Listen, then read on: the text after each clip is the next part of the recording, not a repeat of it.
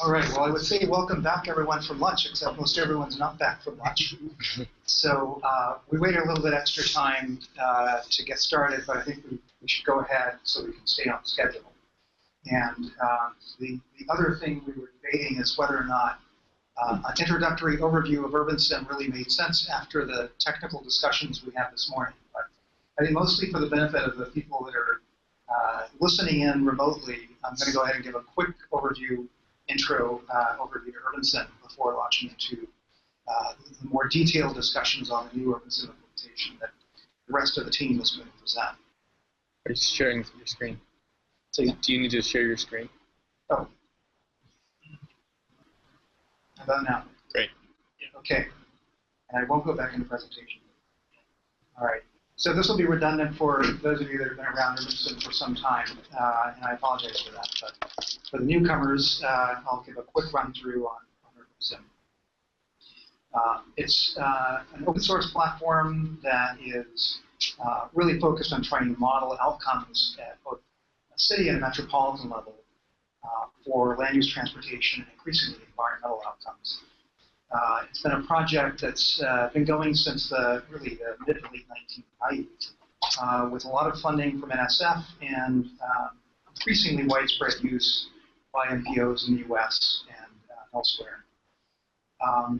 And I developed this diagram a couple of years ago to capture some of the lessons learned over a number of years in working with NPOs about the difficulties of implementing models. And this really covers a whole set of conditions that are really required to make models usable.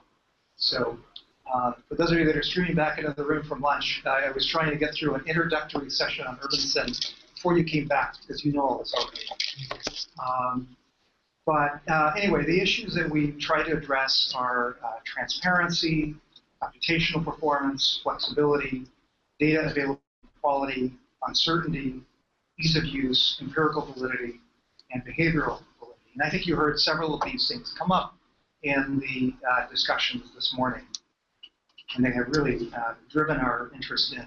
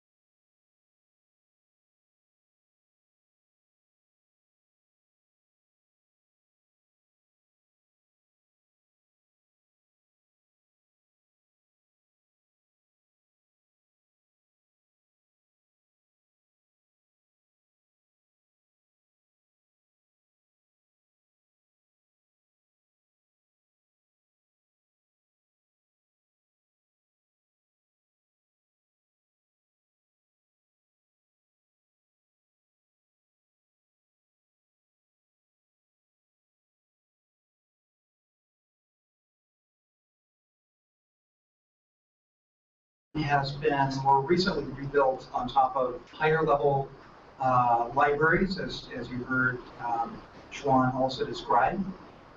These give us really a much smaller code base at this point, and some really well supported libraries that make our development efforts so much easier. We're in the project now with the Association of NPOs to start developing an activity-based travel model, working with MTC, SANDAG, Atlanta Regional Commission, SFCTA, PSRC, to develop a whole new application framework for activity-based modeling. And we're also just beginning to design a project for regional economic modeling with SANDAG and MAG that you heard mentioned earlier today. So one of the things that I already made a comment about earlier is that I'm delighted to see planners in NPOs that are starting to pick up the tools of the trade and actually use them. I'm trying to train more of our planning students to be able to do that as well. So teaching a course in urban informatics and visualization that's online, and trying to teach them Python, Pandas, and all these other data science tools. So hopefully there will be more people ready to respond to Hannah's job ad and various others of you that hopefully will be recruiting soon with new students coming out that have those skills. So with that, I'm going to turn it over to Fletcher to pick it up from here to carry on and go into a series of technical discussions about the new UrbanSim implementation and the data science toolkit.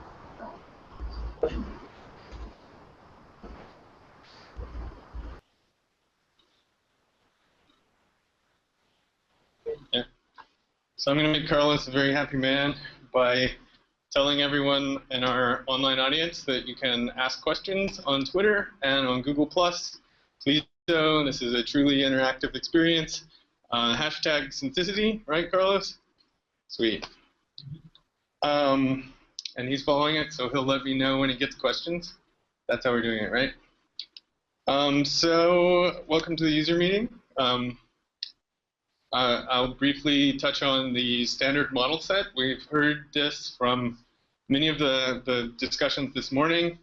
I just wanted to give my 2 cents on this. I won't spend too long on it. We compute variables as perhaps the first step in our workflow. We have many, many different kinds of variables. A lot of what UrbanSim does is just computing these variables. Some of them are zone-based aggregations. Some of them are interactions between zones. We talked about walking scale aggregations. In essence, we're trying to describe the city in a bunch of different ways, whatever we think is theoretically impactful on the behaviors that we're trying to model. Then we have those models themselves, things like price models, what impacts home values, for instance, things like location choice models, for instance, why people are choosing to live in different areas in the city, things like transition models, which are growth assumptions. These usually come out of a regional economic model or a demographic model, but a lot of times the frameworks can be very similar, in fact. So this grows our population. And then real estate development is one of the biggest ones we've heard about over and over again this morning, and we'll have a session devoted to that this afternoon. I like this flowchart because it emphasizes that there's a residential side of our models and a non-residential side of our models that essentially share variable computation, all those different kinds of variables that we can create, and then come back together as the residential and non-residential side fight to develop the real estate market, whichever one is, presumably whichever one is willing to bid higher gets to build, but a lot of times zoning has a huge effect on that as well. And this sort of framework is what we are trying to implement. We have a general infrastructure for computing variables, running models, simulating years, that sort of thing that can be applied to a lot of our simulations, travel modeling, land use modeling. And then there are a lot of very specific choices that you have to make. Every region's model is a little bit different. Everybody has different policies. Everybody has different levels of data specificity. We have the challenge of having to create a very general framework that is usable in very specific problem cases. And that will be something that we'll come up against over and over again. And we'll primarily talk about the general things here today.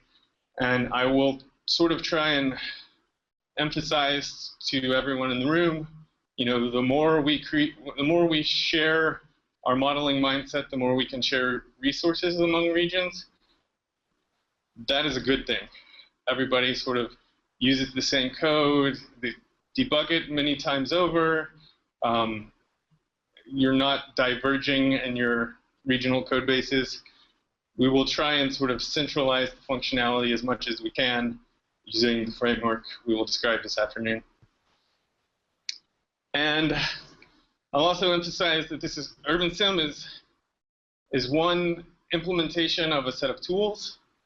Our talks this afternoon will primarily be around those tools, what I like to call the Urban Data Science Toolkit. I think urban data science should be a thing, and please share that with the world. I think that there should be a community around this.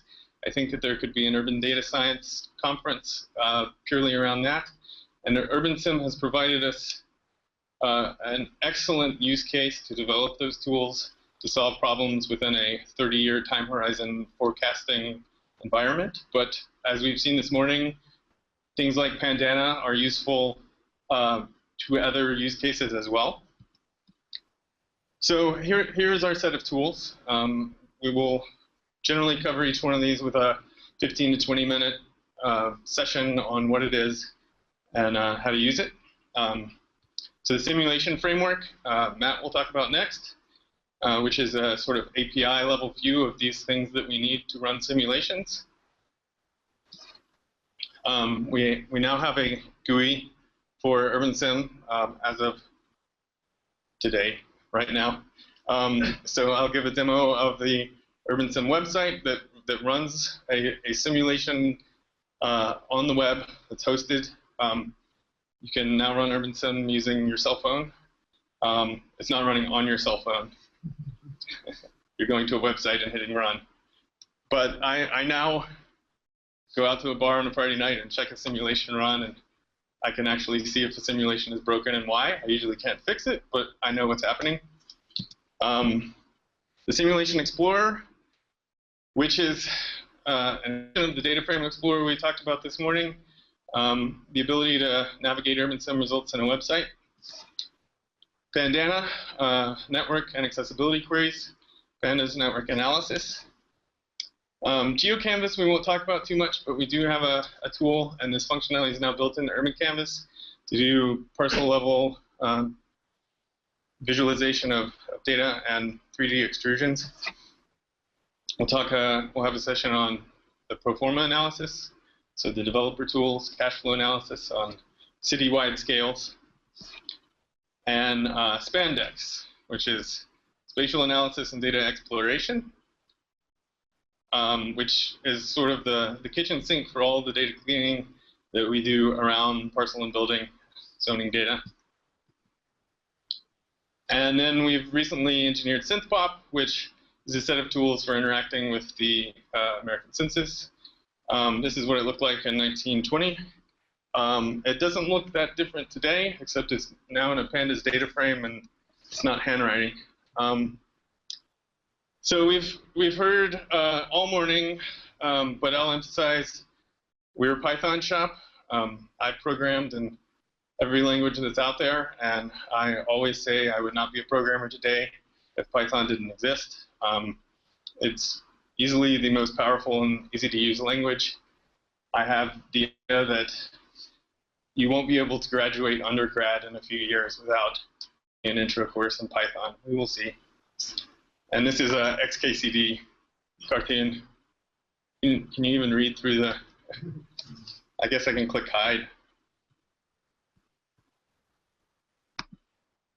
Or maybe I can't. We're a panda shop. I don't know, not this kind of pandas, but this is mainly for Eddie. The Giants won the World Series. We're this kind of panda shop. It's not nearly as exciting. About a year and a half ago, like literally May of last year, I went to Eddie and I said, I think we're going to start writing urban, like we shouldn't be doing these variable computations ourselves. Like there's all sorts of tools in the world that are out there to do variable computations. I think we should write UrbanSim using SQL. And Eddie said, there's this thing, pandas at this conference I just went to, you might want to check it out. And I did, and the world has changed since then, like easily, completely revolutionized how I work with data. It's fast, it's easy to use, it's well documented. When we first started, there were 40,000 downloads a month on the Python package index. Now there's 141,000 downloads a month. There's a book about it. There's 15,000 answers on Stack Overflow. You know, we do the best we can to answer questions, but we can't answer all of them. But Stack Overflow, if your question is pandas related, it's got you covered. And that's really an amazing thing for us to lean on a larger community like that. I truly believe that the Opus implementation of UrbanSim was sitting on top of the problems that Pandas solves and actually solved an enormous amount of that. And there are just cases where you have to have that larger user base and spin it to the entire scientific community, which Pandas has managed to do and get that traction. And so everything we do is now centered around Pandas. And we also teach the tools that we use. We stand behind them. So I actually collect on Pinterest all of my favorite Python and Pandas related tools. I know Pinterest is usually pictures of food and bridesmaids dresses, but I collect data analysis tools. So if you want to follow along with my latest collection, go to my Pinterest website. And a shout out to Matt, who actually teaches software carpentry to all sorts of companies so that they can learn Python and Pandas and GitHub as well. And I think that's it. So I'll turn it over to Matt at this point.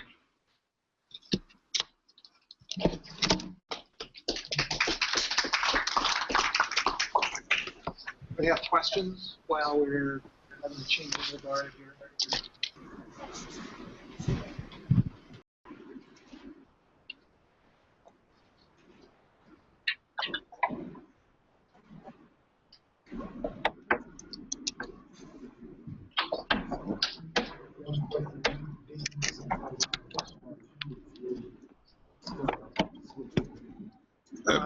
So you're using the question was we're using Python 3 and using Python 2 right now, but I'm clearing the app way to use Python 3.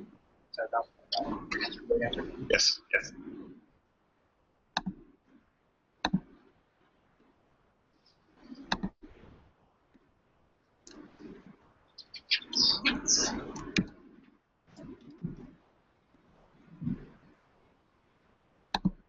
So by the way, why should I introduce ourselves?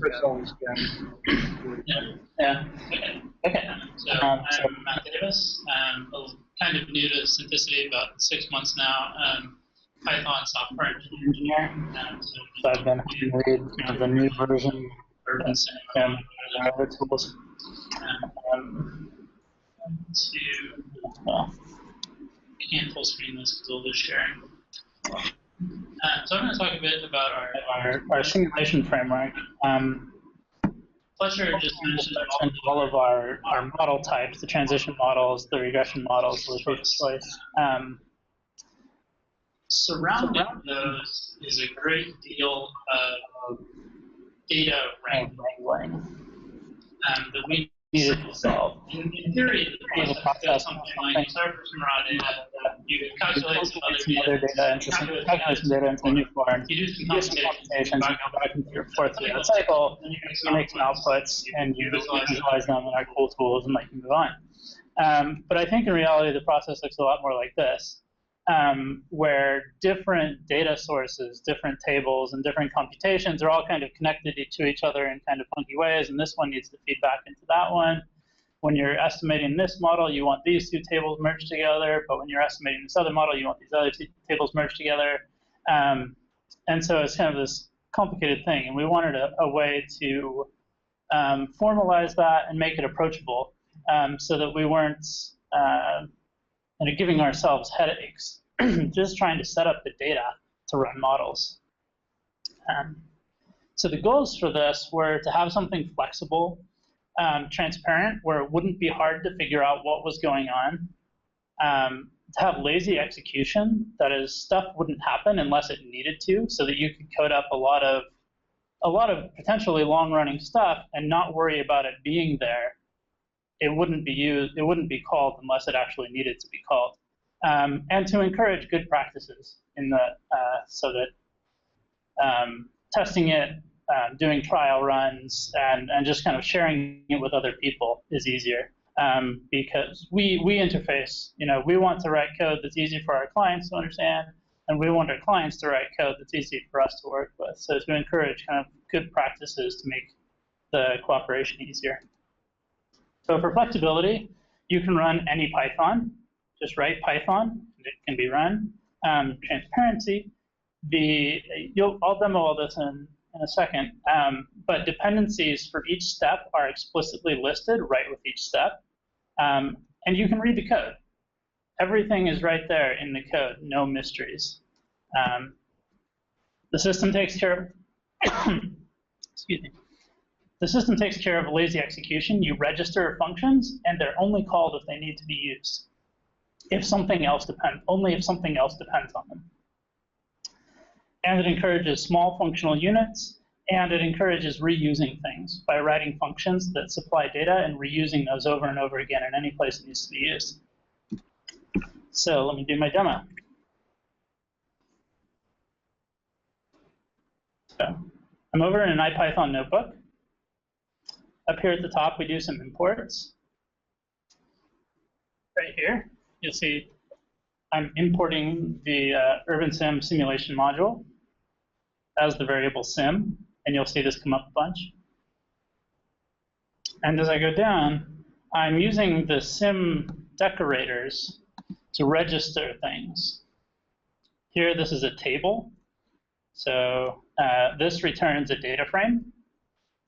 The simulation framework is somewhat pandas-centric, very table-centric especially.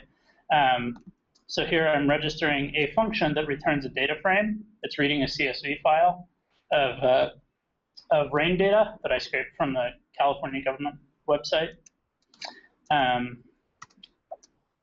Here, this next one, I'm registering another table. And notice that this first argument matches the name of this function.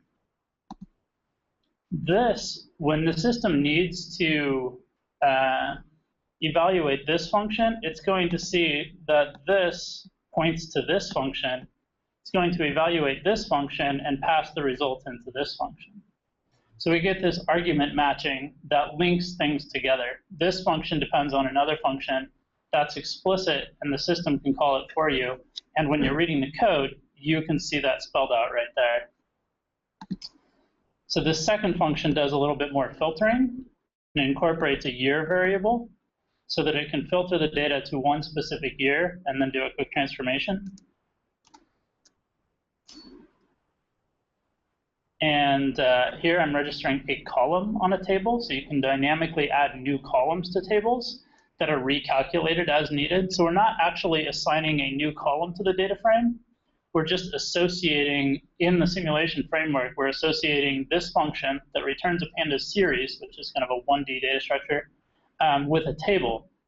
If this precept table, when this precept table changes year to year, this stays the same. So it's a way to have tables defined independent, or to have columns defined independent of the tables they're attached to. So these can be recalculated as needed. This one is actually cached. This doesn't change year to year, and it doesn't get recomputed, but it's always available attached to my other table. And finally, we have something we call injectables, which are, so tables are for data frames, columns are for series, injectables are for everything else, literally anything else. in Python. So here I'm setting up one that returns a list of the months of the year in the order of a water year, which runs from October through September. This is returning some matplotlib stuff, which is for plotting. I'm going to make some plots. The figure name just does a little string formatting to create a figure name based on the year for me. And another one that replaces the PNG with GIF, because we're going to do a little file conversion. And so here's a new thing, a model.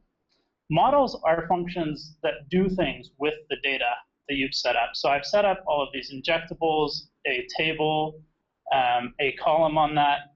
The model is actually what's going to take that data and do something with it. And so in a regular UrbanSim framework, this is where we call a regression model or a location choice model to do prediction. Here, it's going to make some plots. So you can see I'm looping over rows in the data frame and making a plot for each row in that data frame. And saving, well, I'm making a line on a plot for each row in that data frame. And then that figure gets saved out. So notice nothing has happened so far. I've created these functions and registered them. None of them have been run yet. Actually, no computation has been done yet. Here's another model that converts. This is going out to the command line to convert the figure that's saved to a GIF using image magic, because matplotlib can't save GIFs. And finally, the sim.run function is what actually makes things happen. Here I list out the models that I want to be run, and over to the right, I list out the years across which I want it to be run. So I want to run these two models over a few years, from 2011 to 2014. This is when stuff happens. It's when I call this.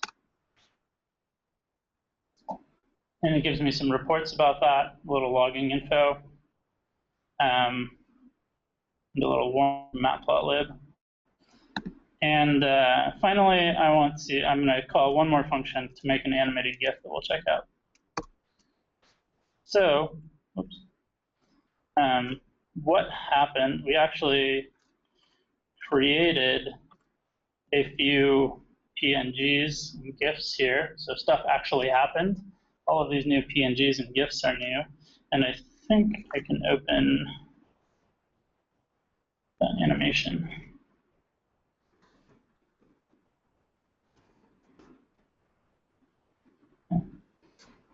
So this is what we made. It's rainfall data over the past few years. You can just see it getting sadder and sadder every year. But that's what we did. I want to mention that this is all on GitHub.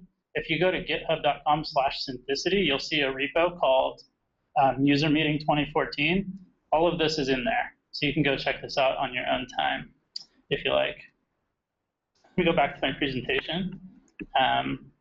So this is what the actual flow was. These are all the things I registered using those Python decorators with the @ symbol. These are the tables. The tables are in teal. That column is in orange. Injectables are in yellow, and then the models are in green.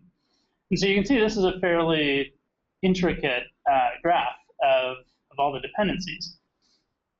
Year is automatically supplied by the run function, and it informs several things. The original data is used to calculate that column, which then informs the filtered data frame calculated in precip year, and then a bunch of that stuff feeds into the models. But the simulation framework took care of running all that. What I did was write out the specification for things, which we find kind of handy. So I'm going to go through it really quick, what the different things are we talked about. So here are tables. These return data frames. So you usually have some of these that load data off of disk, and then more that do transformations. So they might do filtering or joins or handle missing data, that kind of thing, filtering steps that need to happen before we get to the actual models. The columns for dynamically adding columns to tables. A lot of these for us are pulling columns off of say, we want to add parcel information to the buildings table or something, and so we're kind of re-indexing columns off of different tables to make them available on a certain table under different geographies. Injectables for literally anything. So here I have an injectable where I'm creating matplotlib things so I can make figures and then save them to disk. Any kind of extra data you need can go into these. And then finally, actually doing things with the models and using the run function there to actually specify which ones you want to run. And one of the nice things about this is that you can specify subsets of your model to actually run. If your models will run without kind of all of the prerequisites, you can do debugging on a particular part of it. And because those models specify their data dependencies, all of the necessary data will be computed to run those models. But the other models that you don't need to run don't run. And then, so back to that figure showing how the different things inform each other. And one thing I didn't demo, but that we find kind of cool, is an extension of this specifying relationships. Is a lot of times we need to merge zones and parcels, or buildings and parcels, or all three of those, or more tables, in order to kind of move information from one geography to another to inform a model. So we came up with this idea of broadcast, which is to take something from a coarse geography and broadcast it to a finer grained geography. So you specify a relationship between two tables, say parsings and buildings. On one, you're using the index of the table, and on the other, you're matching it to a column of the table. And so you specify these relationships for as many of your tables as you like, and then you can use this one function, merge tables, specifying all the tables you want merged, and this will do like a graph search to find out the relationship between all of those tables, do a bunch of merges, and return that final one to you with one simple call. So it's all about specifying the relationships and then letting the simulation framework take care of the actual execution and computation later when it's necessary. So that's the idea. You write out the schematic, let the simulation framework take care of actually running everything for you. Any questions? We find this so useful that we're starting to use it in other places besides UrbanSim. You'll see in our spandex presentation later that this system of specifying dependencies between calculations is something really desirable in a data pipeline too, where you want to know how one derived product to the back to the raw products. So we're using it for that too, which I think will probably lead to this being split out of UrbanSim and it into its own library here at some point. Yeah. Is it broadcast just properly the same values? So there's no aggregation. That's why we call it a broadcast, because there's no way to specify do a group by and then an aggregation. It's only for broadcasting from, say, parcels to buildings, or from a coarser geography to a finer geography. I think you could say this is a generalization of the previous Opus disaggregate function, which was something pretty deeply embedded in Opus. This is just a little bit more flexible implementation of that that can be applied to anything outside of Opus. Any data frames, yeah. Any data frame. Yeah. Is there a way to specify the run function so that rather than just looking through years, you could either specify different temporal scales or maybe sort of like a while condition? Not right now. So that year is a little misleading. We say years there. You can pass in any lists or any iterable there. It doesn't have to be consecutive years. It could be, if your model worked when you passed in 2015, 2020, 25, you could go ahead and do that. And it doesn't have to be integers. It can be anything you can loop over. and then it's made available as, but we've kind of hard coded in that year variable because that was the UrbanSim application. But I want to take that and extend that, so we're not hard coding the year variable so that the user can specify that and allow you to kind of more generally specify anything you want to loop over. And in that case, it could be something where you specify a Python function that gets evaluated once per iteration, and you could manually raise that stop iteration thing to tell it to stop if you wanted to. So that's on my wish list. Stand on that comment question. There are other situations like the price equilibration work that we've been doing recently, where you want to repeatedly run, say, the location choice models for households, update prices, rerun the household location choice models with that updated array of prices until some kind of a convergence.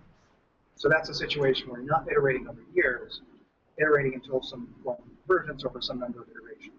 So is that using this particular framework, or is it? No, so like we've made that price equilibration feature, and that kind of iteration is built into the model, because that's kind of a specific feature of that kind of model, is that it works that way. This is intended for a higher level where the user is kind of specifying the range they want to go over. We won't leave this topic in the next talk either, so some more questions will be answered over the next few minutes. Thank you.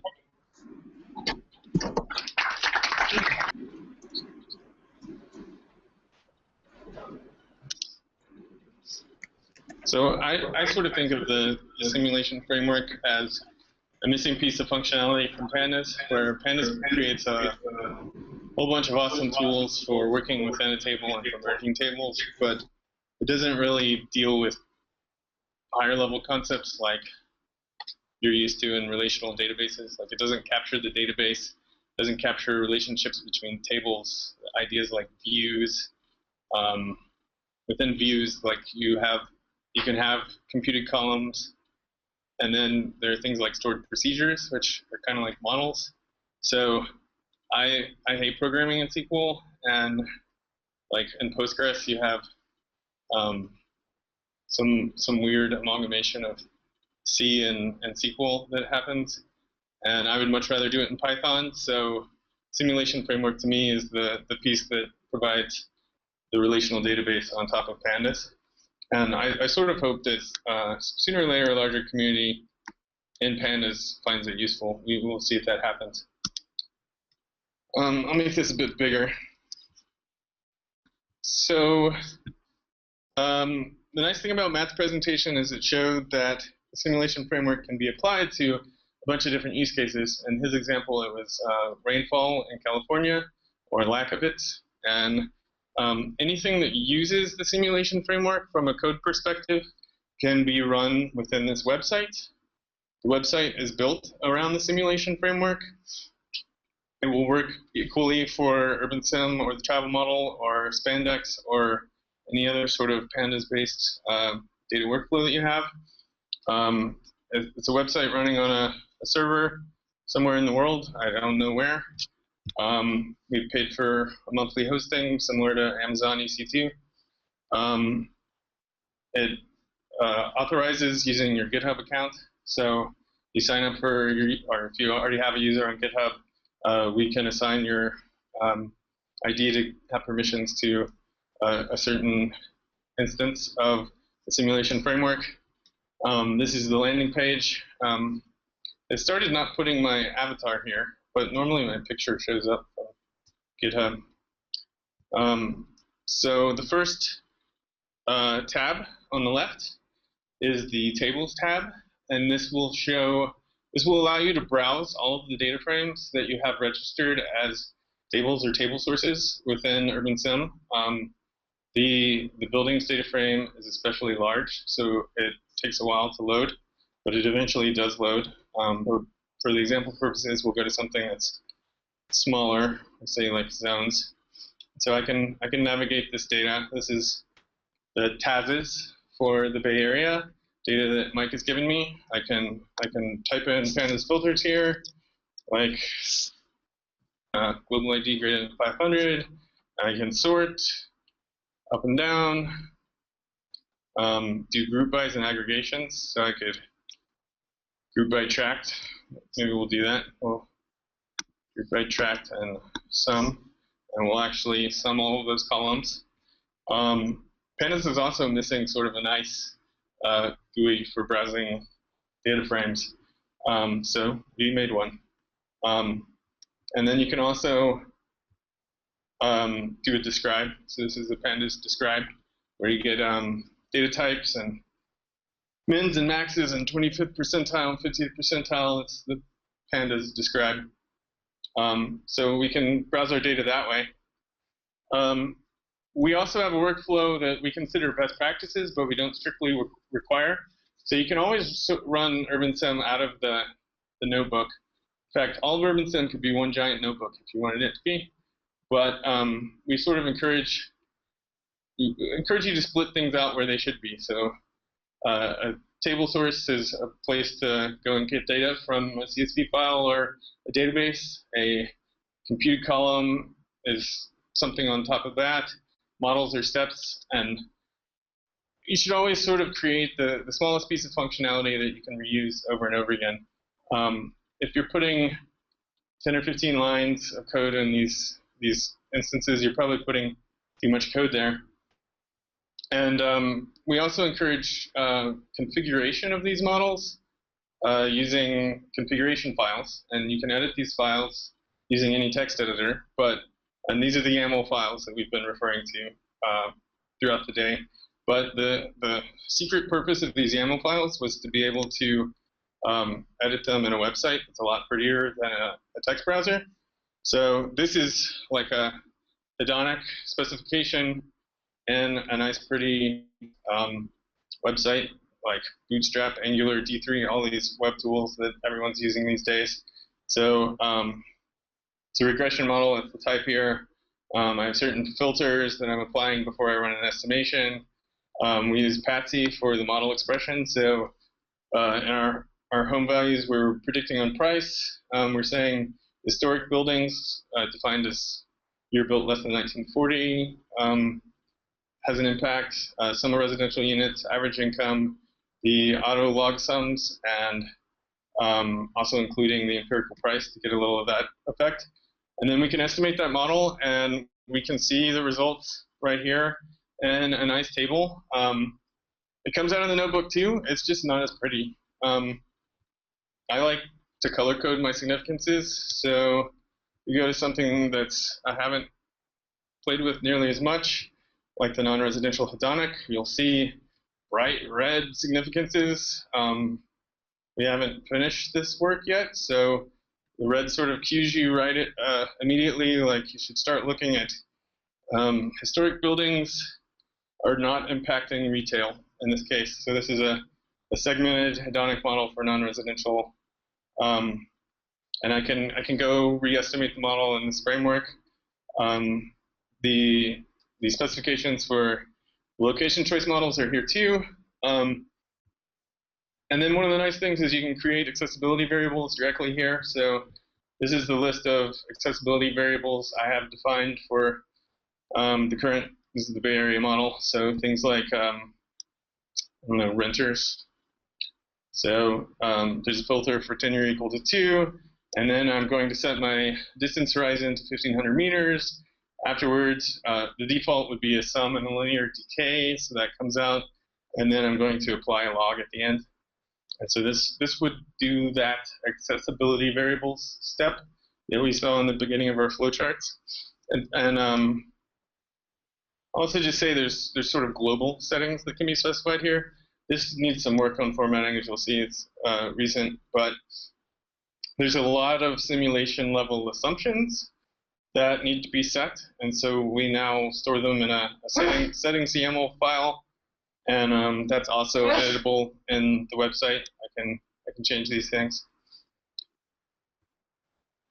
The next tab allows you to browse all of the components of the simulation framework.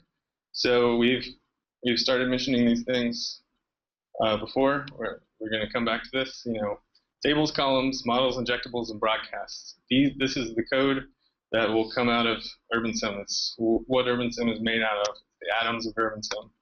And I can actually click on these and browse them. And I can see the code that's within this. So this is from the UrbanSim default models. Households is stored in an HDF store, but something like the log sums. So this is a table source that comes out of a CSV file, where I'm calling pandas.readCSV. And this is all that's necessary to read the log sums. And I can compute columns on that. There's a great deal of columns that get computed. This is sort of the equivalent of the old variables library. So I could look at, I don't know, the land cost or something like that. I think it's fairly hard-coded at this point. This is sort of the purchase price that's used in the developer model. I can just browse to the computed column. I can browse to my models. One of them is the travel model output model. This is the current definition of travel model output. These are all defined in Python files. We can, I'll show you. We can go to, actually, I'm sorry. We implemented this feature. So I click on web edit, and it takes me to the file on GitHub that I can edit in place. So this is where the travel model output file is defined. So I can actually edit this, and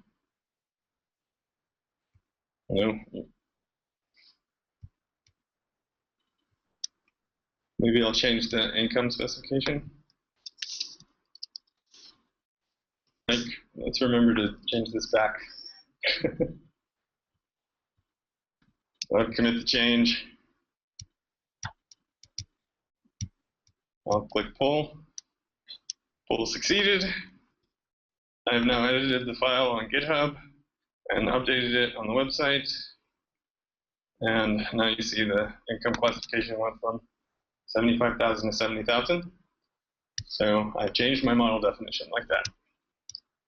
You can also edit it locally.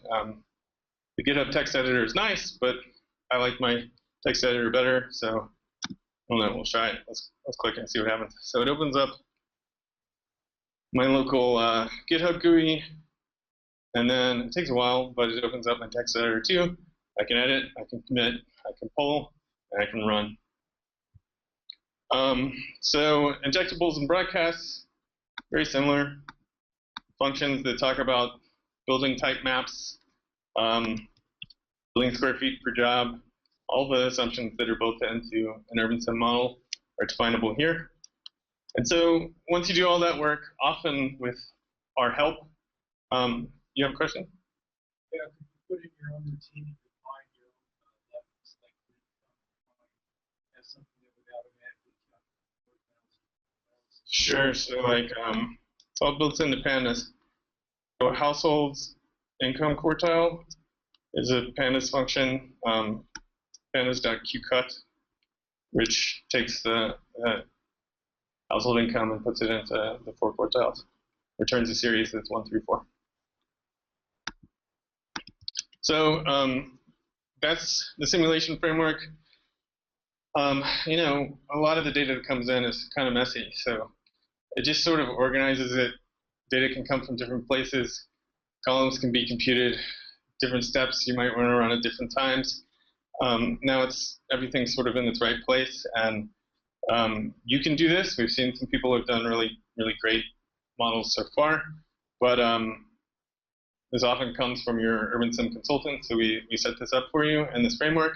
And then the fun really begins when you can run simulations.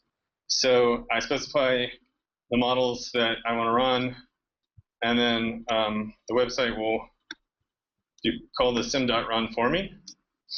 So a simulation would be the start year and end year, and the models I want to run for setup, and the models I want to run every year, This is kind of what an UrbanSim model looks like, that same sort of flowchart that we saw before, with the hedonics and the location choice models and the transition models. And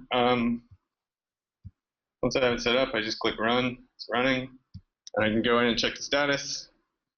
And so this is sorry, that's my finished run. This is the current running UrbanSim. Click on a year, so it's running my pre-models.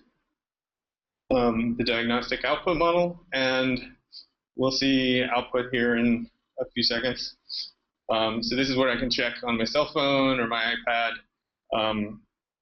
And I'll click the one that's like when you're cooking and you pull out the one that's pre-baked. Here's the pre-baked model run, and so I see I have a 5-year run. I have all my models run. This organizes the log files into specific models because I'm usually only interested in one or the other. So a residential sales hedonic model, this is the output. This is doing a describe on the prices that I simulated. In principle, these should be prettier. Text is not pretty. The output should look better, but it really gets the point across. And then, so I can go back now. The model I just clicked on is 2.3% done. It's in the 2011 year computing accessibility variables. I can periodically go back. I can log out, log in on a different computer, and check the simulation run. But when I have one that's finished, I can click on the interactive map and go to the Simulation Explorer. But while I do that, maybe now is a good time to pause and take questions. Does anybody have questions about the website we've seen so far? Yes.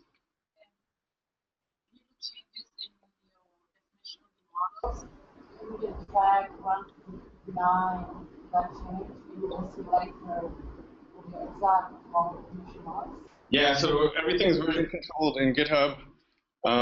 We've started committing more and more and more commits to GitHub. So literally every change you make now, you can store in GitHub and get an actual, like, this is the precise code that ran for this model. And we don't currently write the git hash to store the trees, but that's the step that we intend to do very soon. And it is already true that GitHub stores every single change that happens in the model run, and I can always get it back. And we try and do as much transformations in code as possible because GitHub will version control that for us. Whereas any change you make in data, unfortunately, there is no GitHub for data yet. And so it becomes harder to track. But basically, a lot of stuff that you can do in just editing data in your database, for instance, you can also do with Python. And to the degree that you can, you should, so that you know everything that happened in order to get that.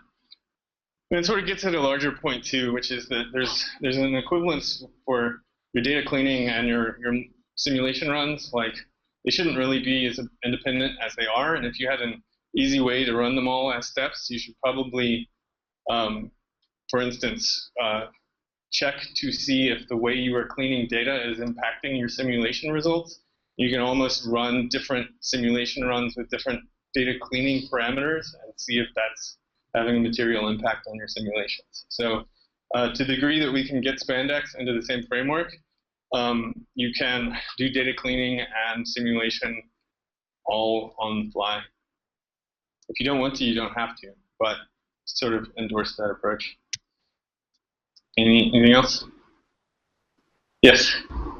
It was that different models for specific years, if you want to run one specific model every time. Could you have questions? Yeah, so can you run specific models every 5 years? My recommendation would probably be to have a setting in the YAML file which would get passed in, and then have the model respond to the years that it wants to run. It could be done. Wouldn't be hard. We don't do it a lot now. Matt, do you have a? Right now, I think the best to have the model itself check what year it is and do kind of a no-op. Yeah. So Matt and I agree that the best way is just to have the model be every X number of years. Anything else? So that's the website portion of this. Like anything that can run in the simulation framework can run in the website. We can run Matt's rainfall demo in the simulation framework just as easily as anything else.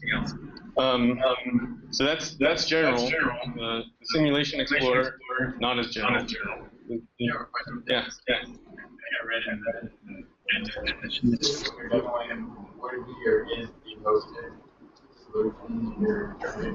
That's correct. Yeah. I can respond to that. Yes. I have recommend questions for the integration. Like, should each model run only did, or They ask any of these. So we generally, the one thing that isn't totally fleshed out in this website is how many branches that go into this. Well, what we generally do right now is you have a development branch that is you were editing on GitHub, and it gets synchronized to your version of this hosted version, and you can edit and run your version, and then GitHub actually controls the merging problem. You just make a pull request from the branch into the master. But so not a different branch for every model run, but maybe a different branch for every user who might have conflicting edits. Yes. Python is not great with threading still. Like we showed the diverging workflows of the residential and non-residential. Man, it would be nice to be able to run them in parallel threads. Even just 2 threads would be nice. It's still a problem. Pandana is completely multi-threaded. It's written in C, and so one of the reasons why it's so fast is because it's completely multi-threaded. We can come back to that and talk about that. Okay, so I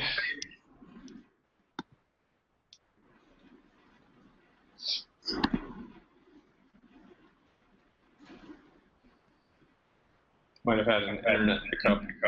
So simulation explorer, I had a problem where I needed to be able to diagnose UrbanSim results more quickly. I didn't want to constantly be writing out text files and read them in Esri. I wanted really on-the-fly aggregations. And so I began with a web framework to be able to do that.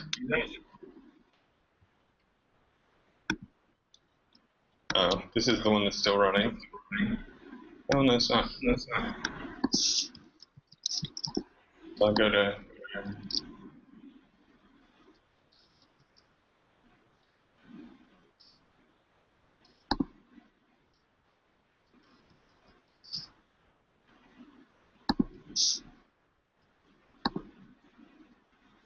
so this was a run I did previously. I'm not sure why this is not coming up. But it's probably because the files have gotten large enough that it times out. But you can now browse to UrbanSim results. Pretty much everything I wanted to get my hands on in order to debug a model, but it's also really handy to maybe share UrbanSim results with stakeholders as well. You can sort of tell me what you think about that. This started out as the Data Frame Explorer, which we heard about this morning. So the Data Frame Explorer is a leaflet web mapping way to interact with pandas data frames. And you have this giant table of buildings, and there's 2 million rows in that, and we want to do a group by on the zone ID and sum the residential units and be able to quickly flip through those aggregations. I decided that was even too much data science knowledge to be able to interact with UrbanSim results. I wanted it down to the level of indicators and things that change and the parcel level results. So now we generate these indicators on the fly. They're just like UrbanSim indicators always have been. So zone level outputs, whatever aggregations you want, and then parcel level results. And I write them to JSON and CSV files, which the website reads, and then I can go in here and just browse results. So I have a diagnostic outputs table. Let me make this bigger. It doesn't make my. This says diagnostic outputs. It's much bigger on my laptop. And I'll say residential units and turn off the parcel level results and put it on Jinx. And so this is, so I'm on growth, my diagnostic outputs table, residential units with a yellow to blue color scheme, with a Jinx coloring scheme, and I'm not normalizing by anything. And so the first year is 2010, and the out year is 2012. So it's just a very short simulation, and this is showing me where all my residential units have gone. I go through to any of these. This would be like my residential sales price model. I can click on any of these. So this is giving me the median, I forget if it's median or mean, residential sales price in this zone. This is giving me how it changes over time, so you can actually see the 30-year time horizon of predicted prices for a given zone. You can change the coloring scheme. You can flip between indicators. And then I think the nicest part is being able to see, well, so then you can look at totals. You don't even have to stick with the growth. So I can flip to all the different years that have run. So this is my 2009 results, which is my base year. 2010, first year, 2011, 2012. I like things that animate, so there's a play button. And I can actually watch UrbanSim results come out of the box. That's the total of residential units. I can animate the growth. So this is the growth. I can see that. So the most growth. So I can click on this max, which shows me the zone which has the max growth, which is a zone down in San Jose, and it shows me that it came in the first couple of years, and then leveled off. And I can say, well, maybe that's curious. Maybe I suspect that there's something wrong there. So I can go in and look at parcel level results, and every zone level result has a parcel level result that drove that zone level result. This is the basis of parcel level modeling, right? So if I question why did this zone grow so much? Like, that's a question we get all the time, right? Why did this larger area than zone grow so much? Why did this zone grow so much? The answer is always in the details, and so this gives you a way to navigate from, up here, when I'm looking at colored zones, down to parcel level results. Turns out it's only 3 projects that are contributing 4.4, so like 4,400 residential units. And a lot of it's this one right here. I don't know if this will get larger. No, but you probably can't read that. But the truth is, there's only like 10 or 15 inputs that really matter to a square foot based pro forma. That's where profitability is coming from. So whenever you're questioning why did UrbanSim build that much in that zone, you can always go down to the parcel level result, and then you can click on the marker, and you'll get all the information that drove that parcel level result right there in that marker. So it gives me a parcel ID, land use. The building type 3 is multifamily. Got built in 2010. It's 4,055 residential units on a 26-acre parcel. Max DUA is 250 DUA, and we built 150 dwelling units per acre instead. probably because the prices weren't high enough to justify more dense building. The old building that was on there was only 3,000 or 3,600 square feet, but we put a lot more than that. Although we paid $25 million for the land and almost $1 billion in construction costs, we got $1.7 billion in revenue back, so it's still immensely profitable for us. And that's at a price per square feet of $435, which, although it's very high in other regions, it's not high in our region, unfortunately. And the oldest redeveloped building was 1964, so might or might not have been architecturally problematic. And we can sit here and look at this parcel, and it's already platted, it's being paved. We're not wrong, but it's all a question of phasing. You can now go talk to a local planner or a developer and ask them, does it make sense to you? Did you have problems with it? That sort of thing. But it really makes transparent why these higher level patterns exist. They are always driven by parcel level information, and really I'm trying to expose the fact that the biggest problem with a lot of these models is in the data. There's missing data, there's data that's incorrect, there's zoning that's incorrect, and the parcel-based proformas really direct you to where the problems might be the most egregious. So if there's a massive amount of development here and I disagree with it, I can now go click on a parcel and find out maybe there's a data problem, maybe it's right, one thing, but maybe it's a data problem. I can fix that data problem in the base here, and UrbanSim will never make that mistake again. At least that's the idea. You know, the idea would be to be able to click here and provide some feedback to this result, either thumbs up, thumbs down for different reasons. And we actually have a lot of those features in UrbanCanvas at this point. Commenting is a feature that's being rolled out soon. What's sort of amazing about this is there's only 20 to 30,000 parcel level results even in the Bay Area, that 20 to 30,000 projects that will be built over the next 20 years. You can look at them and figure out if you agree with why they're being built or not. And it should pass the eyeball test. We as modelers do not use the eyeball test enough, in my opinion.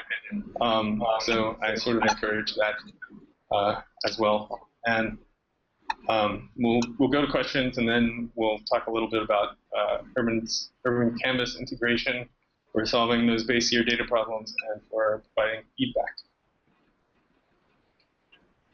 So questions? Yeah.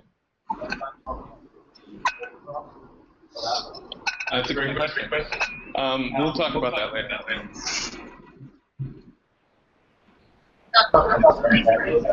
In the pro forma model, in addition to Jordan, Eddie's smiling and talking about macro. Should we have an forecast of regional units, and we know existing capacities? Where is it specified? I mean, I know that the zoning is vacancy permits one mechanism. Sure. But if you have a, if this particular year in time, according to our macro model, 14,000 units. What are the hard constraints? Where could you place those? Curious to ask for clarification. Are you asking for about planned development event that you anticipate happening? I'm making sure that gets inserted in the model screen. So I guess my understanding of that is pipeline development, able to, if there's an exogenous forecast that at one particular year we've got a certain amount of units that are constructed, can you model and sort of constrain that? Well, you can try to. So, I mean, if you have an exogenous forecast that is not built upon the parcel level constraints, you might have a disagreement that you have to resolve. There's pretty much no way around that. So the parcel level constraints come at least 3 levels of detail, which is floor area ratio, dwelling units per acre, and max height. And then we take the minimum of those, and we also respect setbacks if we happen to have them. But I think you're getting at something different, which is those constraints might actually be too low for the exogenous forecast, or conversely, they could be too high. So you have zoning that is far too permissive, but it's actually a sort of a handshake agreement, which causes the zoning to be much lower than it is on a sheet of paper.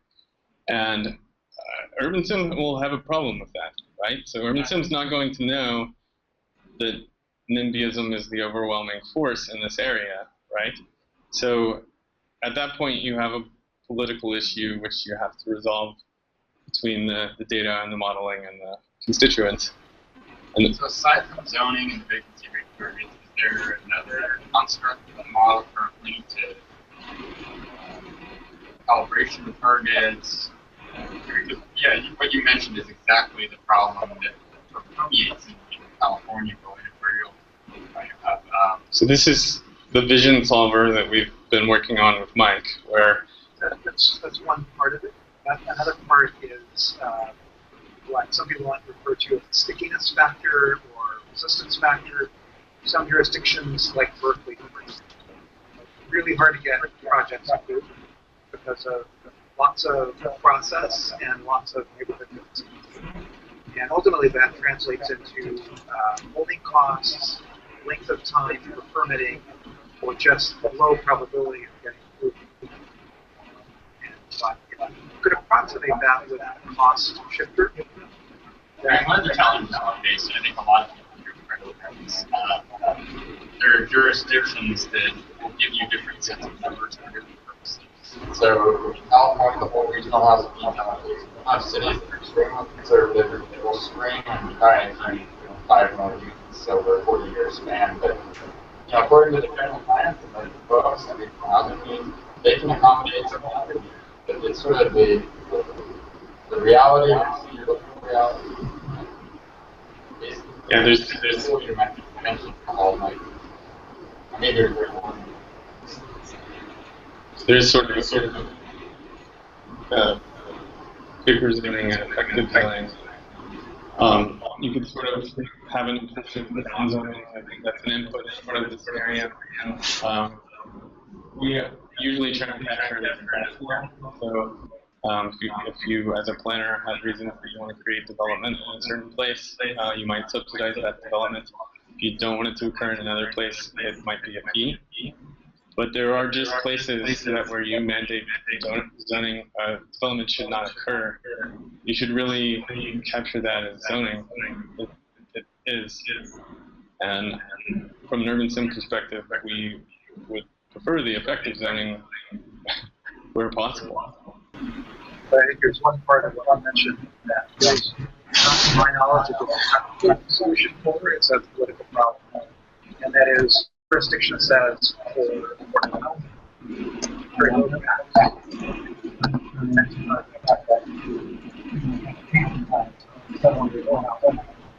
they anticipate getting more transportation dollars density bonus. Then they're playing a different political game. There's no technical answer to that.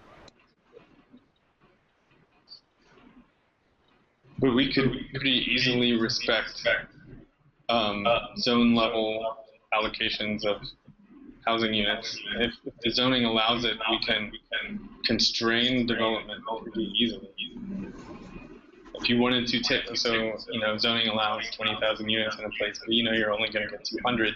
We can put them on the 200 most profitable parcels according to the pro forma analysis and just cap it at 200. That's sure. Yeah. Anything else? We do numbers to have a question how much smaller part of the you want to jump quickly and students working out ways that that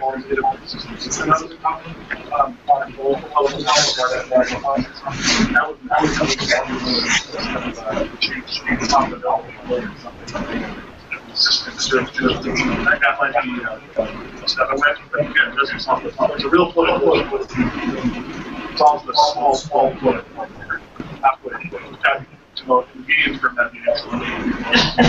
Further quantify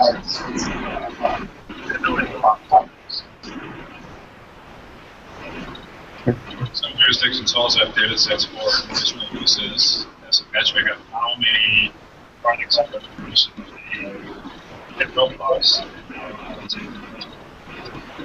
There is some data for certain statements. Well, similar on the other end, and your features allows you to, when it gets profitable, because actually, basically most urban applications allows long zoning to move on. I figured to be that important enough to be able to structure Yeah, so we'll talk a little bit in the performance section that you can just run the developer in sort of a feasible mode, which will show the feasibility on every parcel, and then you can sort of take that to a jurisdiction and say, the model says development's going to happen here. What do you want to happen? It sort of points you in a direction and starts begging those questions, and you can always turn down the development pretty easily. Just take feedback, and maybe you want to upzone those parcels, but not those. Okay. Are there any plans to support additional drill downs? So, for instance, you're at the parcel. It's just all the great metadata that would happen in the simulation. Would there be a way to then say, okay, what are the buildings on this parcel? What are their prices? What are their sizes? And then also maybe then, what are the occupants? Sure. So getting down to building and subparcel levels of detail is probably the purpose of UrbanCanvas. And so you can get into that a little bit there. In principle, you could do that here too, I guess. Just add other layers of metadata and click around. Okay.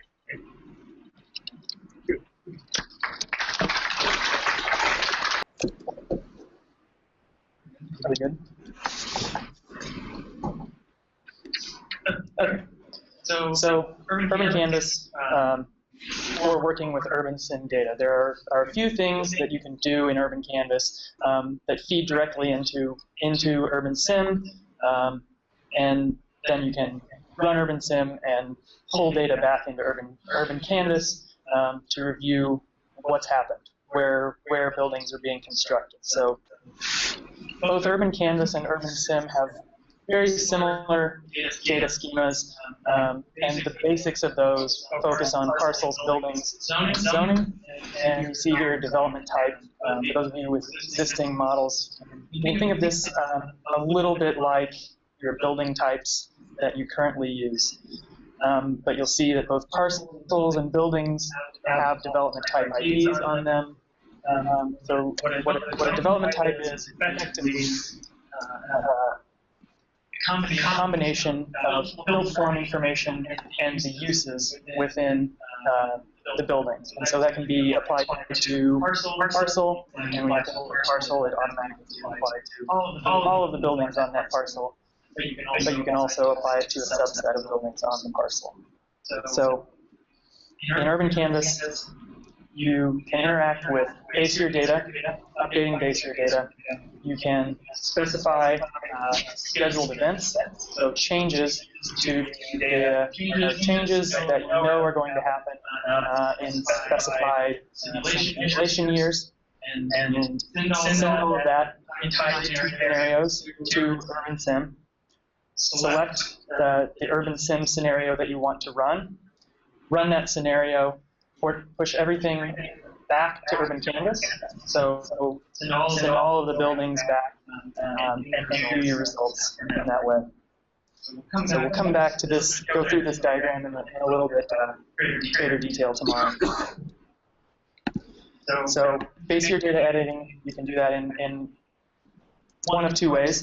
You can go in and you can select an individual building or parcel, and you can change any of the attributes that you want. You can change the number of stories on a building, you can change the type of building, and you can do that via a table, or you can do something like use the paintbrush and just paint the number of stories on buildings. A little bit ridiculous an example, but it's a demonstration of going through and painting data directly onto buildings. You can do this very quickly and then push it into UrbanSim as part of your base year data. You can look at the zoning on parcels. Select the zone, sort by the city that you're looking at. Select the zone. Change the maximum floor area ratio, change the allowable height, adjust the allowable buildings, and then select zoning category with a paintbrush. And if you're so inclined, paint it on the parcels in the shape of a python, if that's what you want to do. And I mentioned scheduled events. So there are varying levels of detail and control that you can use when pushing scheduled events into UrbanSim. So the broadest level of detail is the project. You're selecting a site, one or many parcels, specifying a broad level of information. You're not going to go into this site and subdivide parcels and or add individual buildings. You're just going to say, on this site, I want 100,000 square feet of mixed use. And then that gets pushed to UrbanSim. And you can specify whether that's committed. And in the case that it's committed, it's built. If it's scheduled to happen in 2018, that's when UrbanSim builds it. If it's uncommitted, it becomes a candidate project, and if there's demand for that project or part of that project, it will get built either in that year or in subsequent years. You can, with a higher level of specificity, you can create a proposal. And this is the same set of parcels, and what you're doing is subdividing the parcels, rezoning half the site, or 2/3 of the site, and then allowing UrbanSim to decide whether or not you build anything on those parcels. So you tie this to a scenario, say a mixed-use scenario, and send that to UrbanSim, and after simulating year 2018, you may or may not see development on these parcels. And then at the highest level of detail, you can go in and design a site. You can subdivide parcels, you can specify building footprints, and you can specify all of the information about every building that you want to go onto that site. Tie it to a specific scenario, push it into UrbanSim, and in the year that you specify, those buildings will be constructed. And all of those things you'll see reported back to UrbanSim. You'll see all of those buildings come back, and you can review exactly what's happened within your simulation.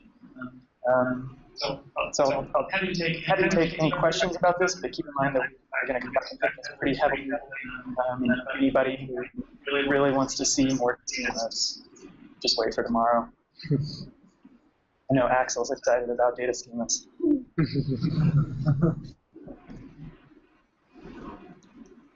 That takes us up to a short break. Time for a break. All right, coffee break. All right. Thank you.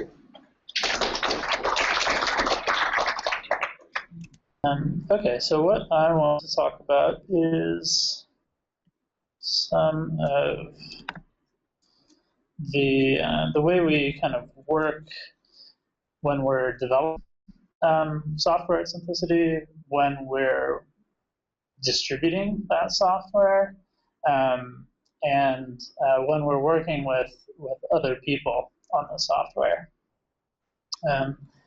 Like my first talk, this is up on GitHub if you want to check it out. Call this kind of workflows. We're going to cover a few things, starting with development. So all of our development happens on GitHub. All of our repos are on GitHub. Many of them are public.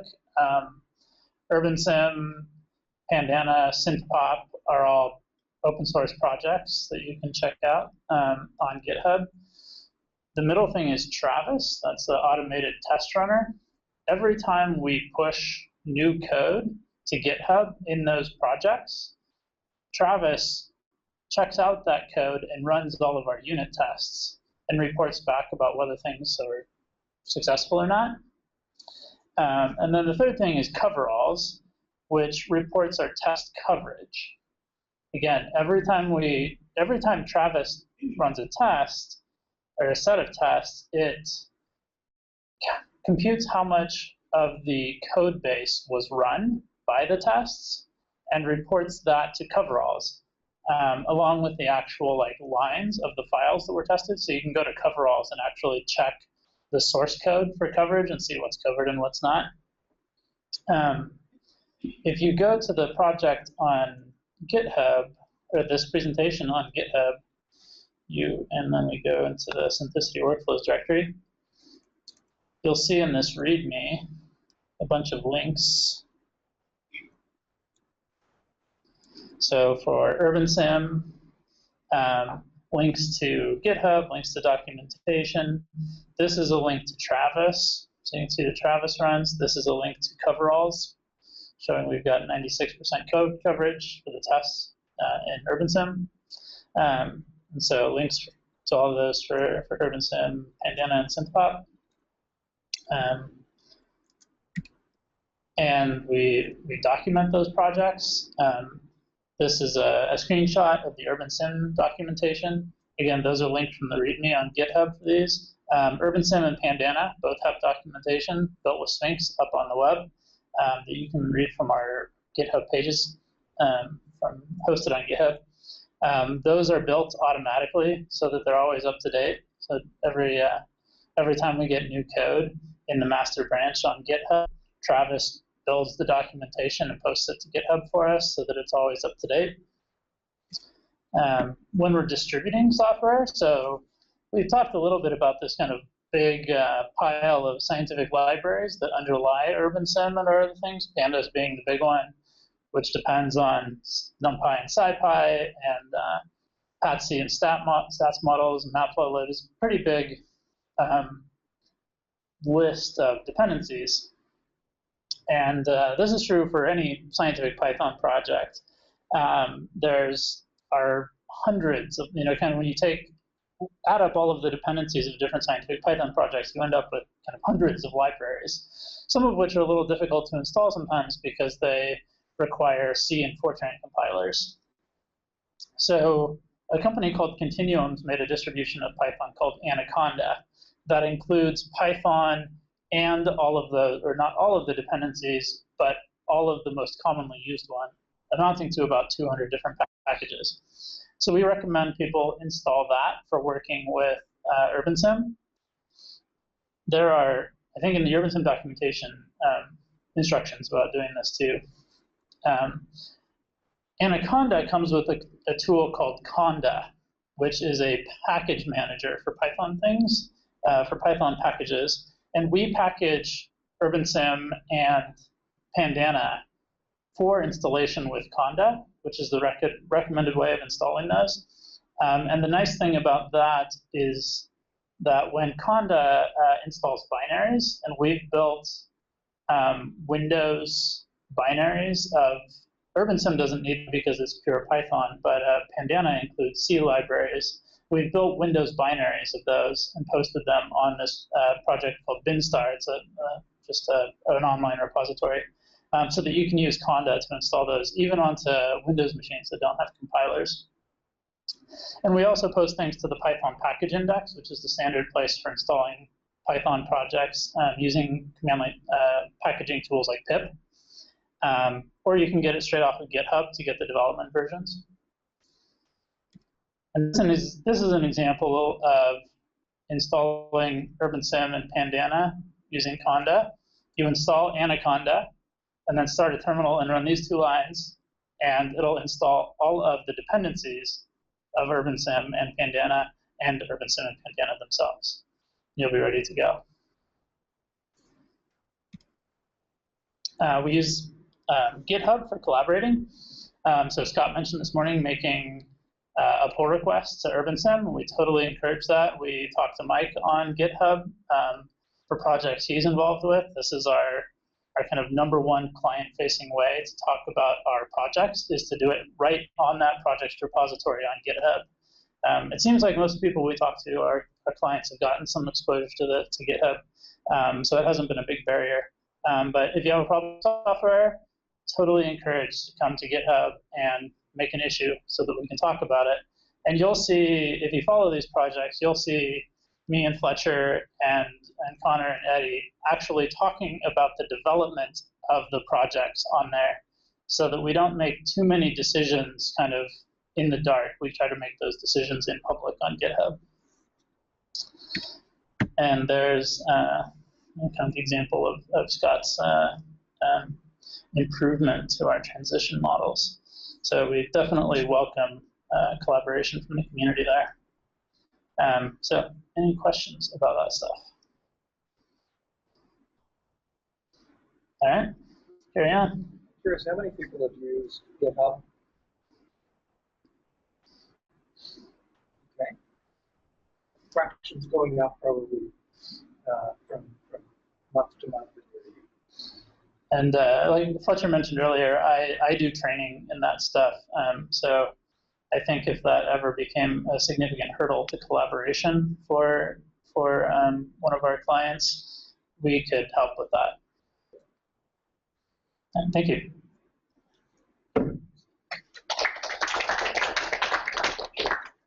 Okay, good. So, yeah, share your screen. I'm going to just I have to choose an application. This one. Okay. Okay, thanks.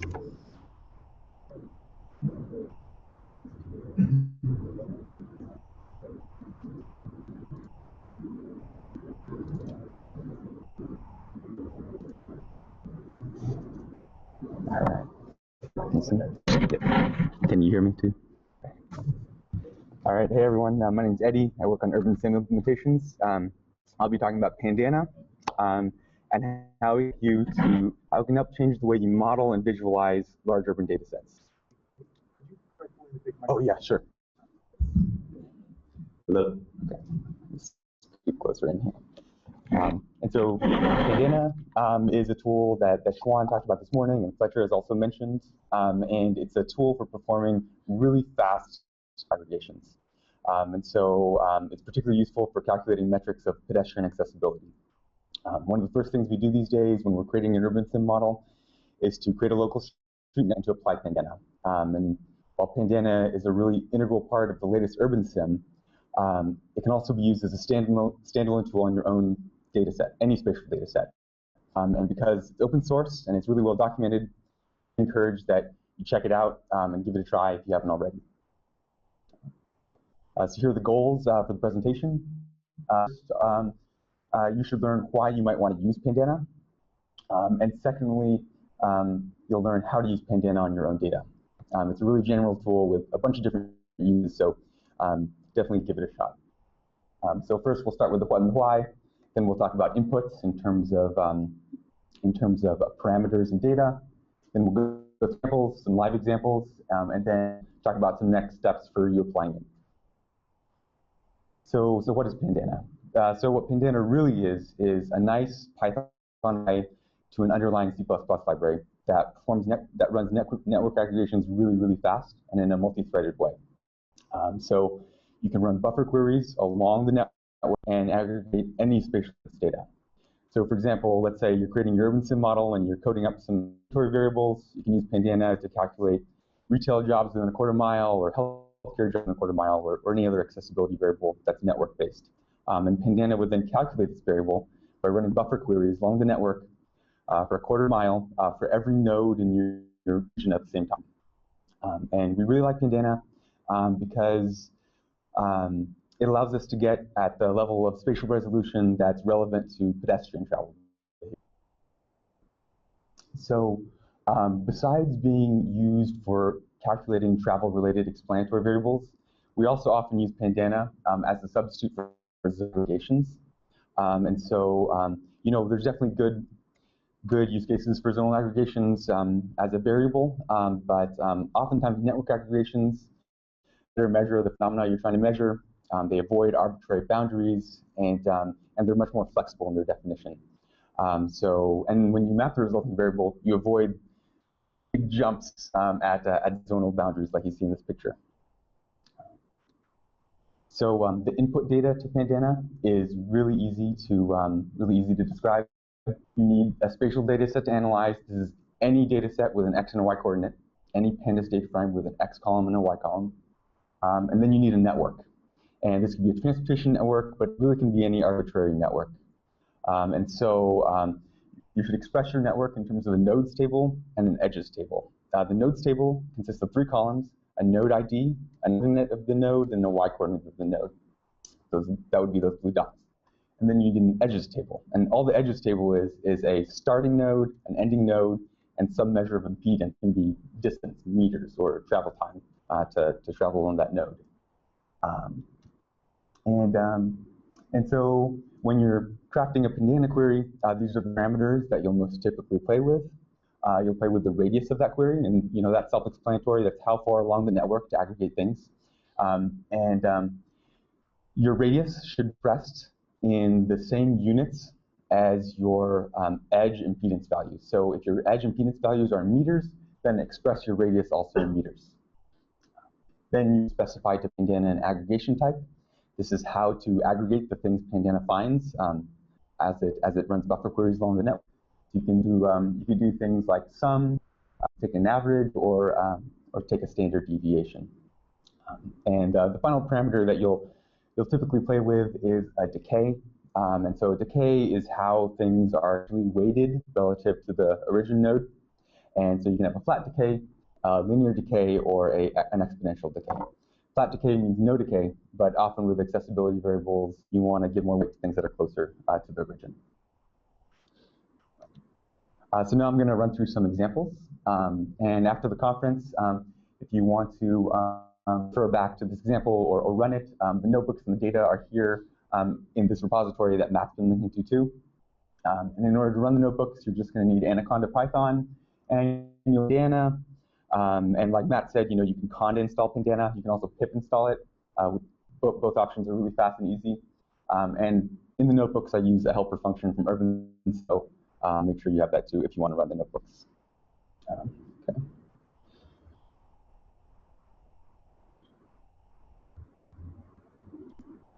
So all the network computations occur in the notebook, but for visualization, I'm going to be using UrbanCanvas, and then exporting CSVs from the notebook and visualizing that in UrbanCanvas. You can view this data in GeoCanvas or your preferred GIS tool.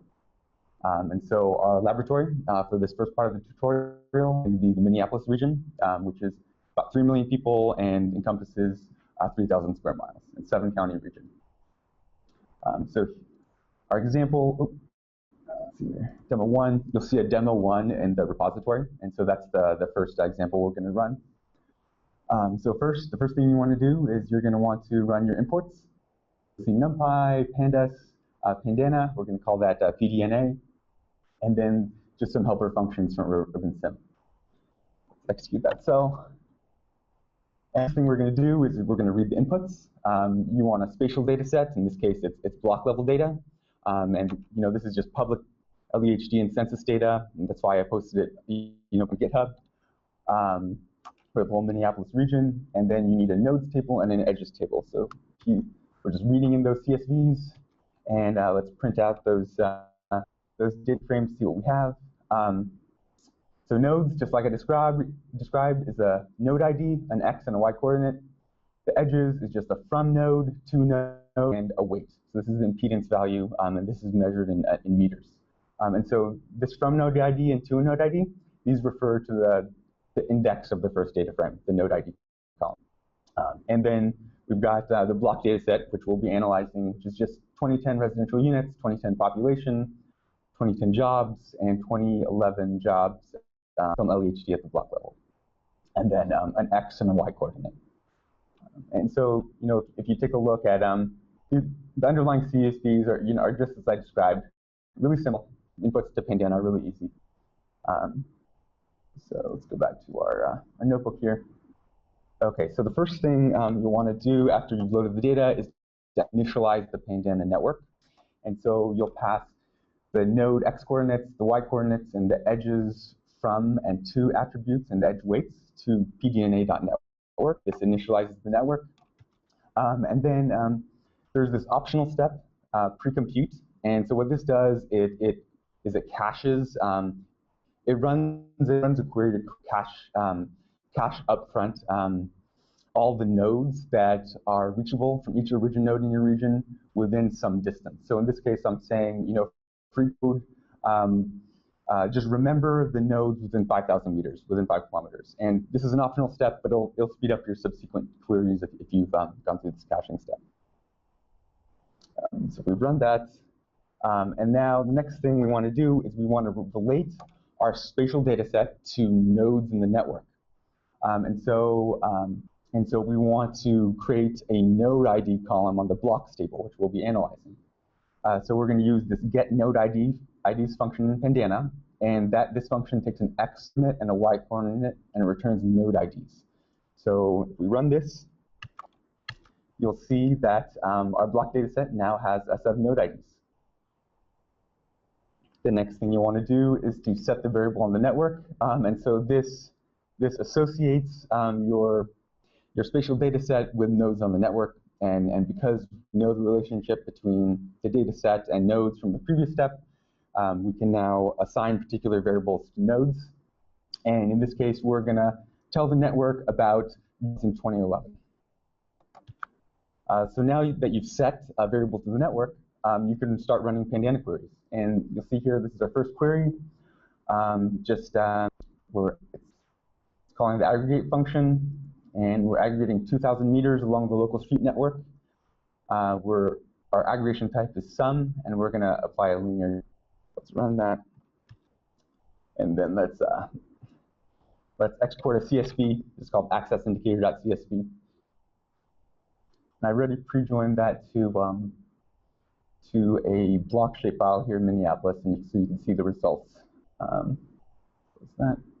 So you'll see here, this is the results of that network buffer along the local street network for 2,000 meters for jobs. You'll see downtown Minneapolis, you'll see St. Paul, and the rest of the region. See Minneapolis and St. Paul have the most jobs, but to get a sense for the relative magnitudes, let's extrude this. There you go. St. Paul and Minneapolis has a lot more jobs than St. Paul does. And this accessibility query, it gives us results that look plausible.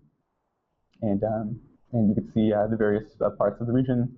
See downtown Minneapolis, University of Minnesota, St. Paul, 3M headquarters over here on the right. And you've got the nice accessibility contours, and you can view the whole region at the same time. So we can play this with this query now to get a sense for how the parameters change the output. So the first thing we might want to try is maybe instead of a linear decay, a flat decay. Flat, and then let's visualize those results. Go back to UrbanCanvas here, center. Refresh. And you'll see a lot more jobs got captured in that query, a lot higher values, because we're weighting things farther away less. And so this might not be the appropriate metric for a pedestrian accessibility indicator, but maybe you're just trying. Maybe all you want is a sum of jobs within 2,000 meters. So let's go back to a linear decay here.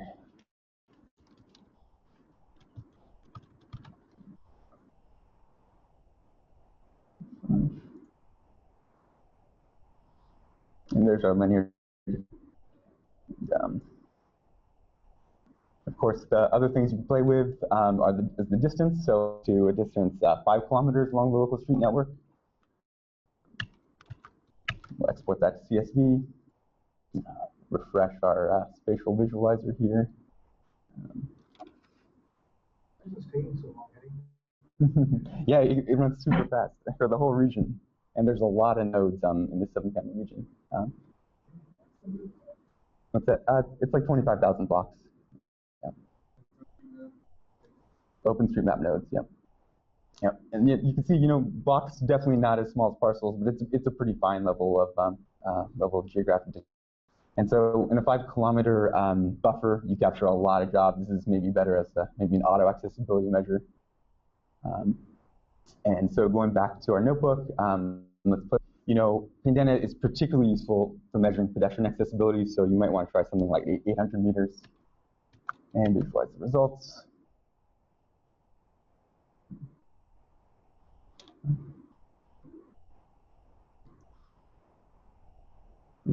So you'll now see here much lower values, and the places accessible are places really close to downtown. And you can also see the subcenters a little bit better. You can see, let's see here. You can see this healthcare center over here, University of Minnesota. You can see some of the travel corridors, and so on. And so let's see here. Let's go 2D here.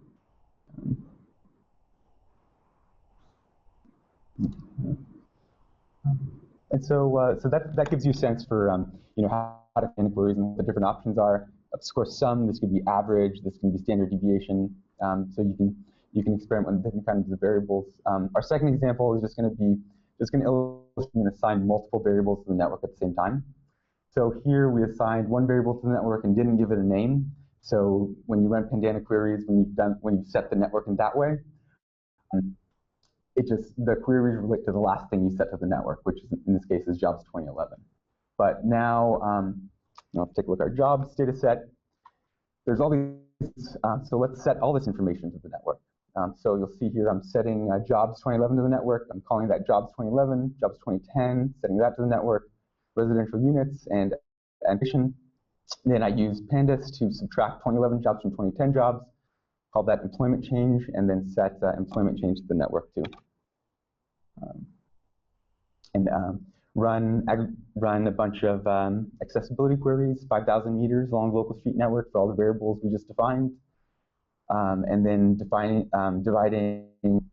persons by number of residential units to get a really crude measure of household size, and jobs, dividing jobs by residential units to get a really crude measure of where things are job-centered and where things are more residential. Let's run those queries. And export that to a data frame. Export that to CSV. Let's go back to our visualizer here and refresh.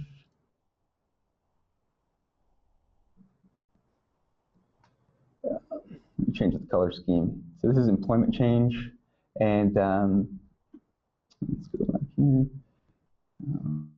Quantile. Change this color scheme so things are easier for this variable. So you'll see here this is purple to green, with green being job gain and purple being job losses, or where there's relatively less job growth.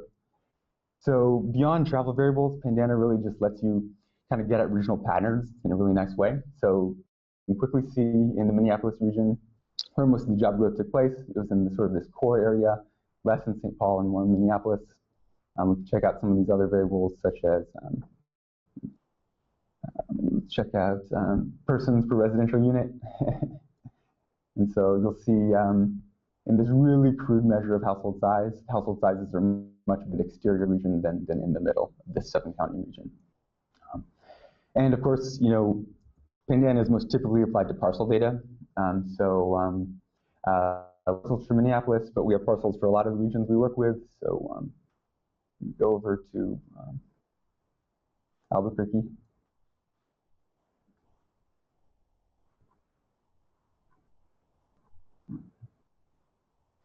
And you'll see here, here's Albuquerque parcels. Pandana works just as well and just as fast on parcel data. They'll be a little bit slower because there's a lot more parcels within the blocks. And so this is land value per acre.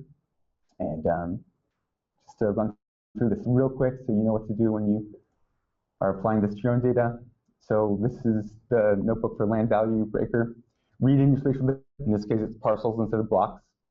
Nodes in your edges. This is OpenStreetMap data. You can use any network. And then initialize your network. Pre-compute a certain distance along the network. This is an optional step. Associate your spatial data with the network. Set a variable on the network, and then run the query. So in this case, we're taking the average of parcel land value per acre within 600 meters, and I already pre-joined this to the layer in UrbanCanvas. Here's what it looks like. Of course, you can go 3D. And you're connecting the parcels in this case to the network just by Euclidean distance. Yep. So, and can you also incorporate the network as the attribute? It'll also take that into account? Just elevation. So slope. Penalty. Okay. So you could. I mean, you could describe. You could generate whatever weight you want for the network, and it could take into account elevation changes. One of the merging of the parcel. Right? Yes. Yeah. So yes. The impedance is whatever you want it to be.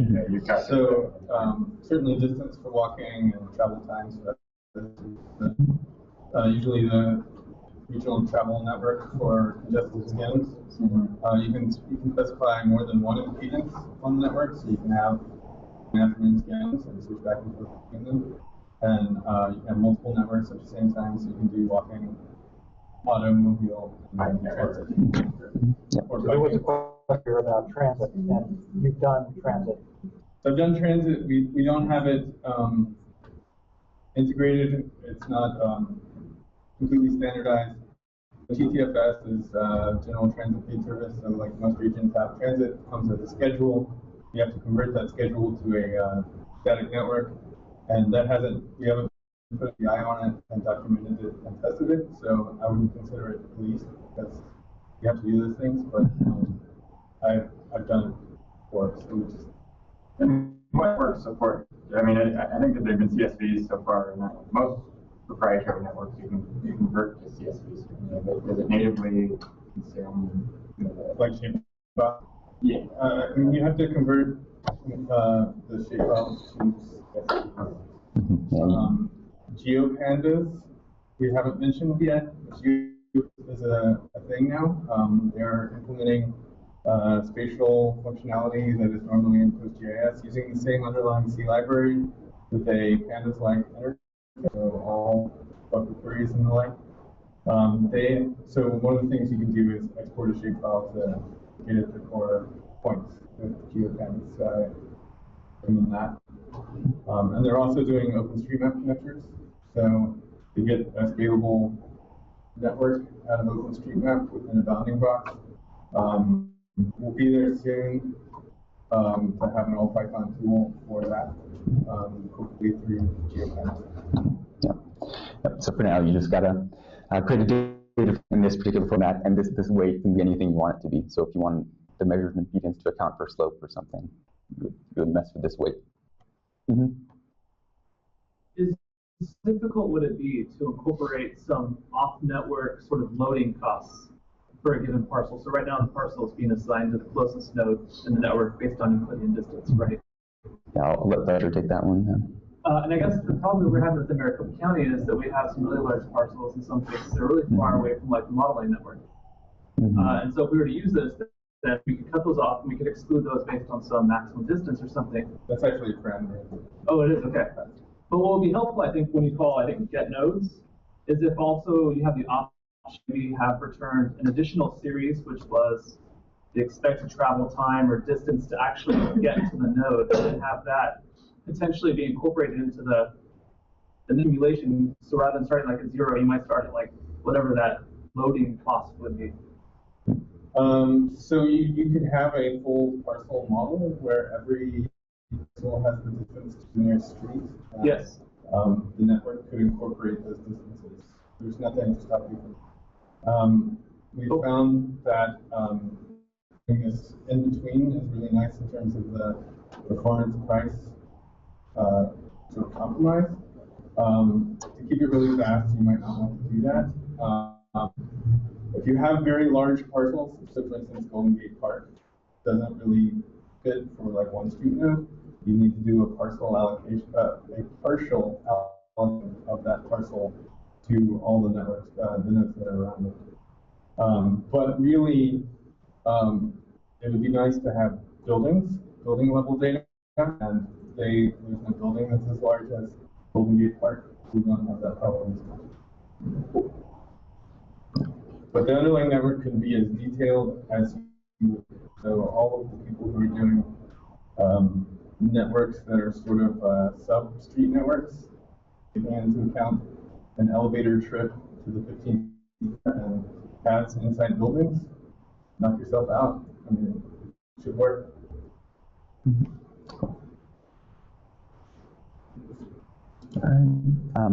That's it in terms of the demo, and just some final thoughts. This is an open source tool. Find a spatial data set, or if you've got an UrbanSim model, you've got lots of spatial data. Match this input format, then you can apply Pandana and then visualize in your preferred tool. So for learning more, I would definitely suggest that you check out the documentation. It's really good. And Fletcher in his GitHub repo has some nice, more detailed tutorials that you can check out. And of course, you can ask us questions. In summary, Pandana is a really general tool with many possible use cases, so we hope you find one. From the perspective of modeling, it gets at the spatial scale, model pedestrian behavior a little bit better. So we like that, especially for sustainability planning purposes. And it allows you to do spatial analysis without arbitrary boundaries. You can get at trends in your data better. In many cases, you can code up better explanatory variables with Pandana than with the zonal aggregation. And great for visualization, great for providing context for when you're editing buildings or parcels in UrbanCanvas. And you can create your own walkability metrics. So that's pretty much it. And yeah, are there any other questions besides the one we fielded earlier? Mm-hmm. If you want to include it in your models as explanatory variable, do you need do you have to pre-compute it, or can you include it in your fancy expression? So that's a good question. Actually, let me I meant to cover that. So so in UrbanSim, there's this YAML configuration file where you can populate all your accessibility variable definitions. And so if you go here, here's an example of one. So you'll see most of these are just parameters to Pandana. And so you'll see a radius here. Oftentimes you'll see, a decay and aggregation type. And you populate your networks.yaml, this configuration file with a set of variables, and then UrbanSim will then recognize this variable called average unit per square foot. That will bring the level variable, and you can use that as an explanatory variable, and so on. With the when you're taking a look at one of the UrbanSim model codes or UrbanSim, you'll see a lot of the code that we just touched on in the notebooks. So, for example, you'll see this network initialization step. You'll often see a pre-computation step, if the parcels doesn't already have a node ID, oftentimes we'll call node ID. But then for actually defining the variables, you can do that in code. We provide this this configuration file for sort of defining all your accessibility variables up front in one place. We generally do it in separate steps right now. We compute all the accessibility variables up front, primarily just to know how long this is taking versus how long it takes to estimate the model. But you could actually set these up as columns of the data frame and use the dependency tracking to only compute them when the model happens. As far as actually putting it in Patsy and having an expression parsed out, that's pretty hard. Yeah, but you can put these variable names in Patsy, though, right? Yeah. Yes. Yeah. Yes, that was the name. So yeah, you would just put this in Patsy. Okay, thanks a lot.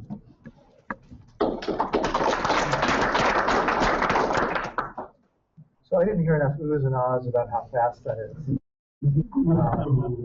I think this has the potential to revolutionize not only land use modeling, but transport modeling. Computing local accessibilities on local street networks is something that's been totally outside the range of what's feasible until now. So we generally ignore everything that's sub-traffic.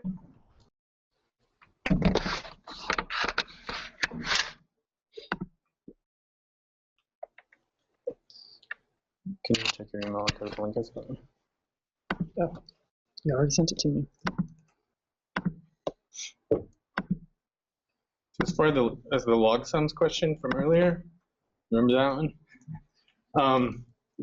So as Eddie described, you can attach different variables with different names to the network at the same time. And I didn't really build it with log sums in mind, but after the fact, I realized there's this really nice symmetry, which is probably no accident, that a destination choice model, like a log sum for choosing destinations, is an accessibility query where you're going to visit every node that I can reach within a 45-minute time frame, or all of them. Yeah. And whenever you touch one of those nodes as you go around, you're going to take multiple variables that have been assigned there and do a linear combination of them. That's the form of a destination logit model. And you get log sum for each origin. And then so I was doing nested destination models within mode. So you would have one of those for your different modes. Can you weight them though, in case there are trips on that node? Or so you assign the variables on the fly because it's so fast to do that, and then you can weight the variables for every destination, and you're summing them as you move around the nodes. It's just a funny summation. It's a weighted summation, and then you apply your mu's or thetas to the log sum that comes out, and average it across nodes, something like that. So I'm not going to talk about that right now. I'm going to talk about performance. Oops. And I will try and go quickly because we've got a lot of content. So this will be hopefully a shorter presentation where I just want to talk about what goes on in the proforma analysis, which is, in short, it's cash flow analysis on every parcel in a city or a region. We compute the feasibility of creating a development there. In reality, we can choose between the lowest detail kind of, there are as many proformas as there are real estate developers out there. There are so many choices that you can make in a proforma, which is why real estate developers all use Excel, and they hire consultants, and they have different policies and different zoning and different cash flows that they integrate into the Excel spreadsheet. But there are some commonalities, and in particular, this idea of the pencil out developer model is very common among developers. It's their first pass at feasibility, and our opinion is that it's more than sufficient enough to have a pencil out developer model for a regional scale analysis. They're usually done in Excel, and we can actually, we've experimented with taking code out of Excel and running it within our inner loop, but we don't do that right now. We write it in Python. And this was actually a website that we put together to do a pencil out developer model. On the upper left-hand side, there's zoning inputs that you can change. This is actually a screenshot, so I can't change those things. But there are site characteristics. There are unit mixes. There are various costs like carrying costs and infrastructure costs and insurance costs. There are construction loans, how long it takes to sell whatever units you're building. There are pro formas for sales and pro formas for rentals. There's really a lot of complication that you can go into here. We made the choice to pare this down even further to the idea of a square foot developer model,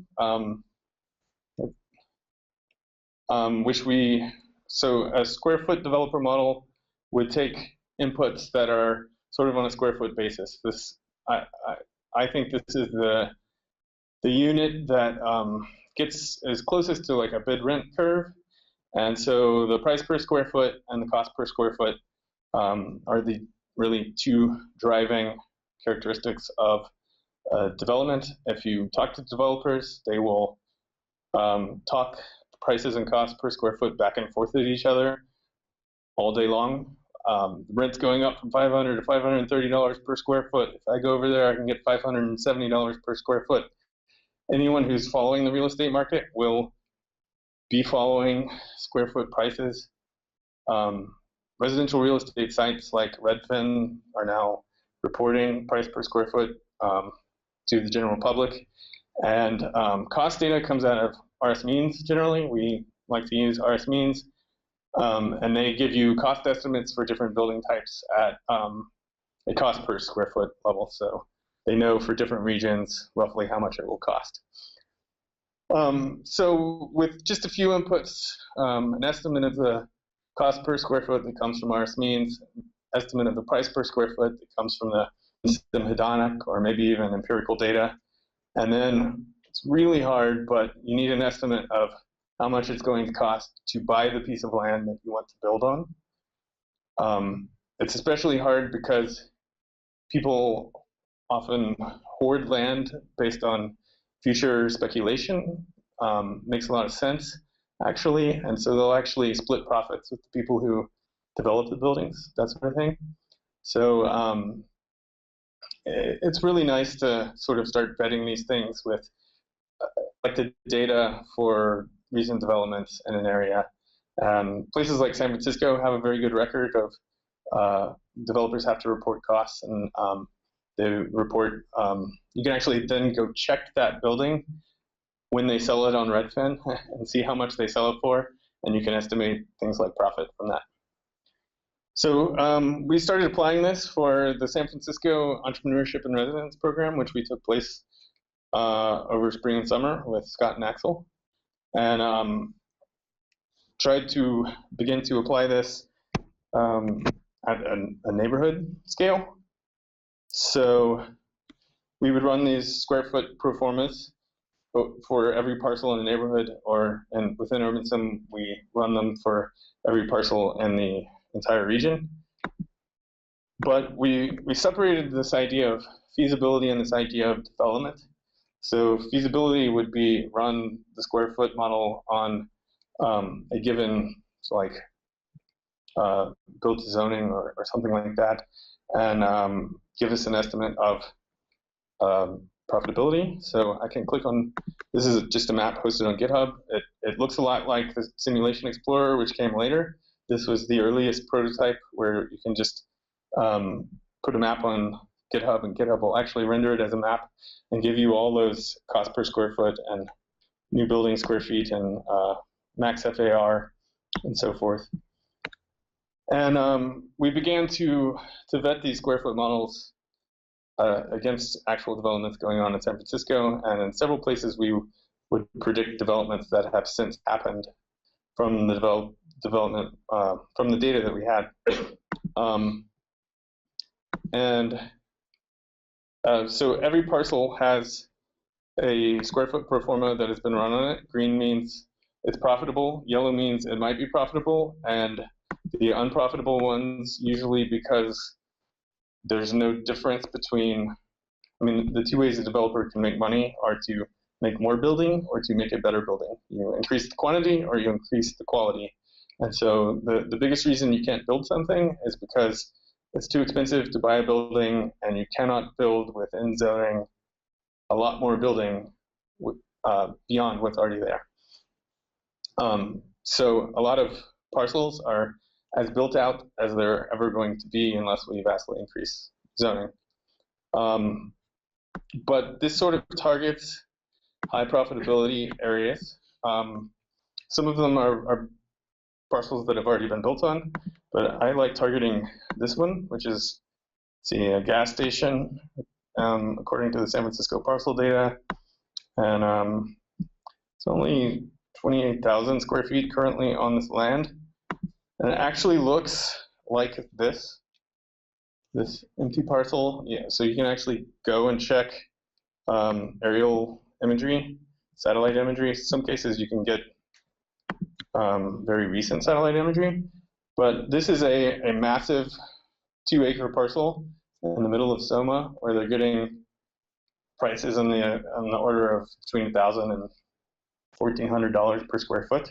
Whoever owns this piece of land is going to be a very rich person. The UrbanSim Proforma identifies it immediately. It's not hard to find. There is probably a reason why this person isn't developing. Yes, actually. Yes? The pilot before it. As of when? There's a big hole in the ground right now. Is there? Is this the one? Okay. So my information's a bit outdated. We should have developed it yesterday. Anyone who wanted to go in with me, I don't know. Yeah, so some of this isn't rocket science, right? So it's a big empty parcel in the middle of an area that's building skyscrapers and getting rents of $1,000 per square foot.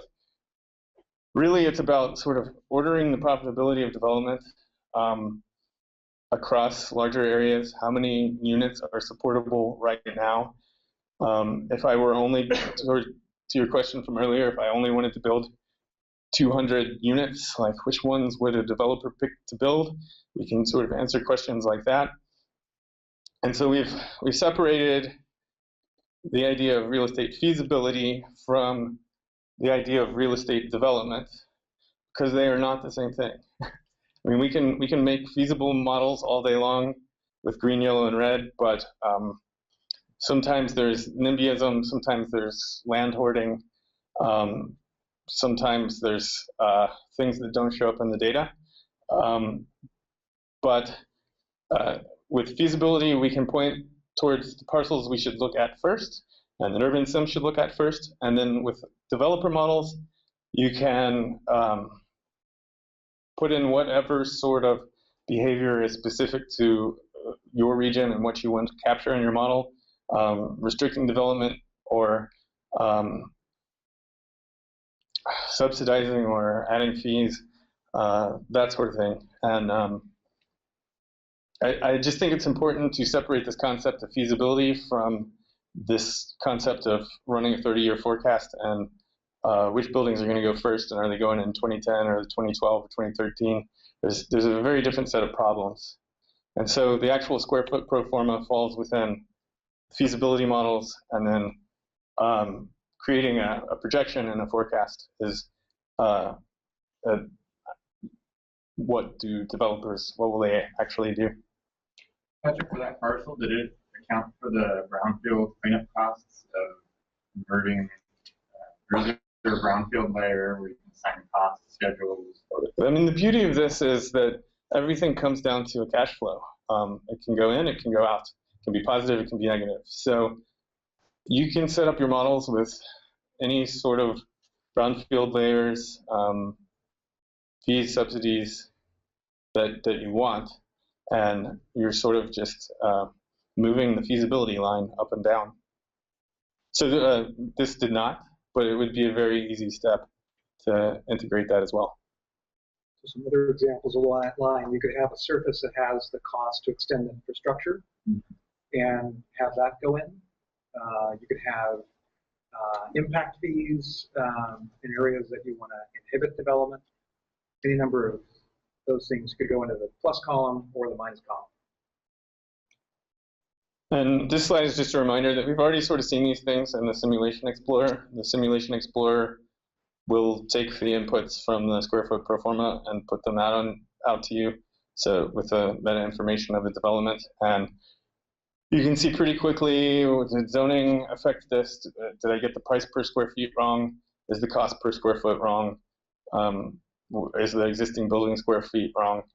Am I building in a lot of cases we'll develop on parks and piers and places like that because we need more contextual information on where development can actually occur. But it sort of passes the buck to the data. The model is not at fault there, right? So you can then go and make the data better because it's probably, in a lot of cases, it's the data's fault. That's the limitation in the accuracy. And that's an unintentional segue into the next section on data cleaning. But unless anyone has further questions.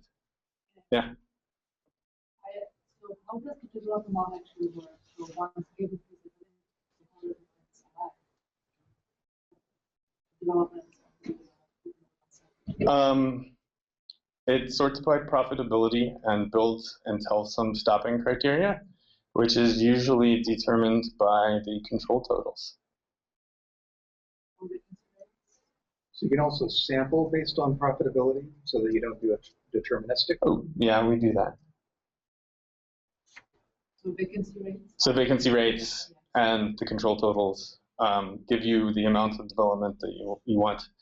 And then you have a choice of whether you want to implement that region-wide and select parcels from profitability from the whole region, which is often what we do, or whether you want control totals from a location choice model at a county level.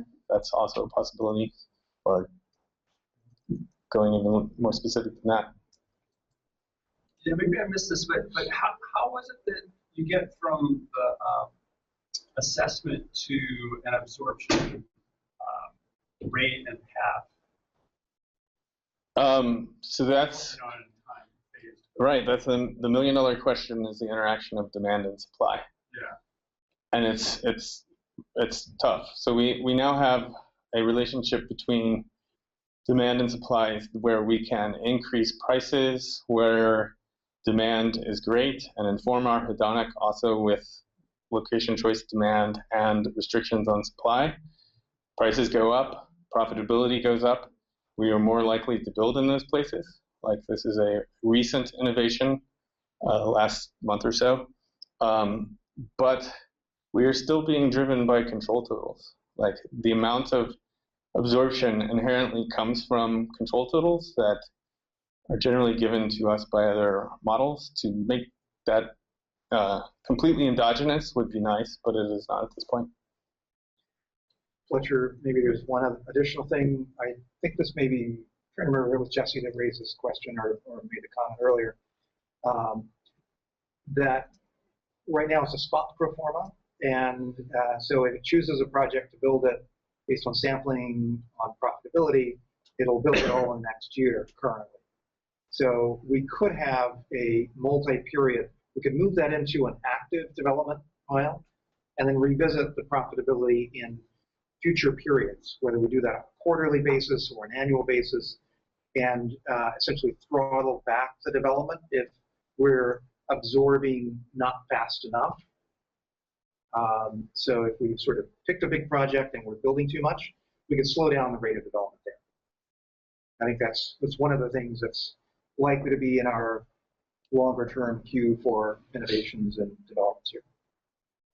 Sure. Maybe I'm missing it, but so even when you have a control total, though, you've got some kind of phasing that you're either assuming or you're generating. So are we just assuming like a straight line, even phasing over the projection period, or are you and just in this? Well, we have yearly control totals. Maybe that's what's not clear. Yeah. By yearly, or is it just a simple average of years divided by the total of those years? That's often what we get, but whatever we get, we will respect. But what about the spatial patterning, though? Because even within a year or within that 30-year period, you've got different amounts of profitability that you can prioritize by, for instance. So how do you pick which ones go in the first year in their particular locations? Because that's another piece of the whole allocation exercise. Right? So in principle, prices are telling us that, right? A high price is a place of high demand and low supply. So that's the closer we are to empirical prices, the more accurate we will be. And we can see places of high demand just by looking at a a price curve. And so you just phase it that way. The highest profitability gets over. Right. And those conditions are being reevaluated every year. So as the control totals go up, you've got more population coming in, vacancy rates are going down, rents are going to be going up, and that's going to change the profitability for development projects to get built in next year. But getting the price right is the million-dollar question. That's hard. If you can predict price curves next year, 5 years from now, 15 years from now, yeah, that would be it. Yeah, so the assumed price, is it based on comparables, or it's actually modeled expected sale price? Either way, whatever you want to do. It's very case study dependent. If you want to do a feasibility model of current year conditions, the best thing to do is to take empirical price and comparables. If you're running simulation out to 30 years, you want to predict that the price is going to go up based on amenities moving in and demographics changing, that sort of thing. That's sort of the whole purpose of UrbanSim, is to move the agents around and affect the prices and get new patterns of development. Clearly, you can't use comparables 30 years in the future, right? You have to simulate prices for that. But I think we're ready to transition to So model setup and data cleaning. okay. But once you have done all that data processing and data cleaning and imputation and synthesis, you have something pretty powerful. You've got a completely disaggregated model system based on buildings, parcels, the network, and a really detailed representation of the demand side. So here are the typical model building steps that will follow for a new region. Preparing input data, which is what those two slides we just saw briefly touched on. That's usually the biggest chunk of time in the project. And we've been working on automating as many of these steps as we can so that we can generate model systems faster and in a less error-prone way. So, for example, for a lot of the models that have gotten recent operational use, we have applied automated calibration scripts. Go ahead, Eddie. And right now, we're focused on building some tools to really speed up the data preparation stage. And so, just some examples. Just with one of the data pieces, parcels, you might apply a variety of steps. You have to load, format, and reproject county-specific assessor data. You might reshape or trim parcels based on the portion of parcels that are underwater, like in the bay or in an ocean. You might calculate the portion overlap between parcels and some environmental feature like floodplains or steep slopes. You may slice parcels that's more consistent with key summary geographies or key imputation geographies. You tag parcels with a whole variety of location IDs and zoning. And then you might run some geometry diagnostics in your parcels. So just for this one data piece, there's all these different data operations you might run. And oftentimes you're flipping back and forth between Python and PostGIS and ArcGIS and so on. And we're trying to bring all the common operations that we encounter in regions around the country. We're trying to create general tools that can handle the kinds of data operations we commonly see, so you don't have to switch back and forth between tools. Here's some of the other common data operations we'll see. Applying regression equations to impute missing values or outlying values, synthesizing or scaling to match some aggregate total or some aggregate mean. Imputing or creating records from points. Let's say if you've got a proprietary building data set that you're more confident in than your parcel data set, you may impute from a commercial point data set. You'll often have to deal with condos and stack geometries, and you'll definitely have to synthesize population, collect employment data, synthesize job records, or use an establishment data set, and then allocate the demand side agents to building. So, fortunately, the steps in these two slides and a lot of other data preparation steps are all amenable to automation, and that's definitely a direction we need to be moving in. And so the next two tools we'll be discussing, Spandex and SynthPop, are tools that I'm really excited by because, as I implement models, having two tools to help automate some of my workflows, results in faster model development and also much less error-prone model development. code that you use to streamline and automate certain operations can be unit tested. Doesn't rely on mouse clicks, and you can always reproduce your previous results. And so what spandex is, Dara is going to go into that in detail. It's a set of functions for spatial and geometric operations, as well as some imputation functions. And SynthPop is our population synthesizer that handles a lot of the data work that's usually needed for a synthetic population. So I'll just transition quickly over to Dara.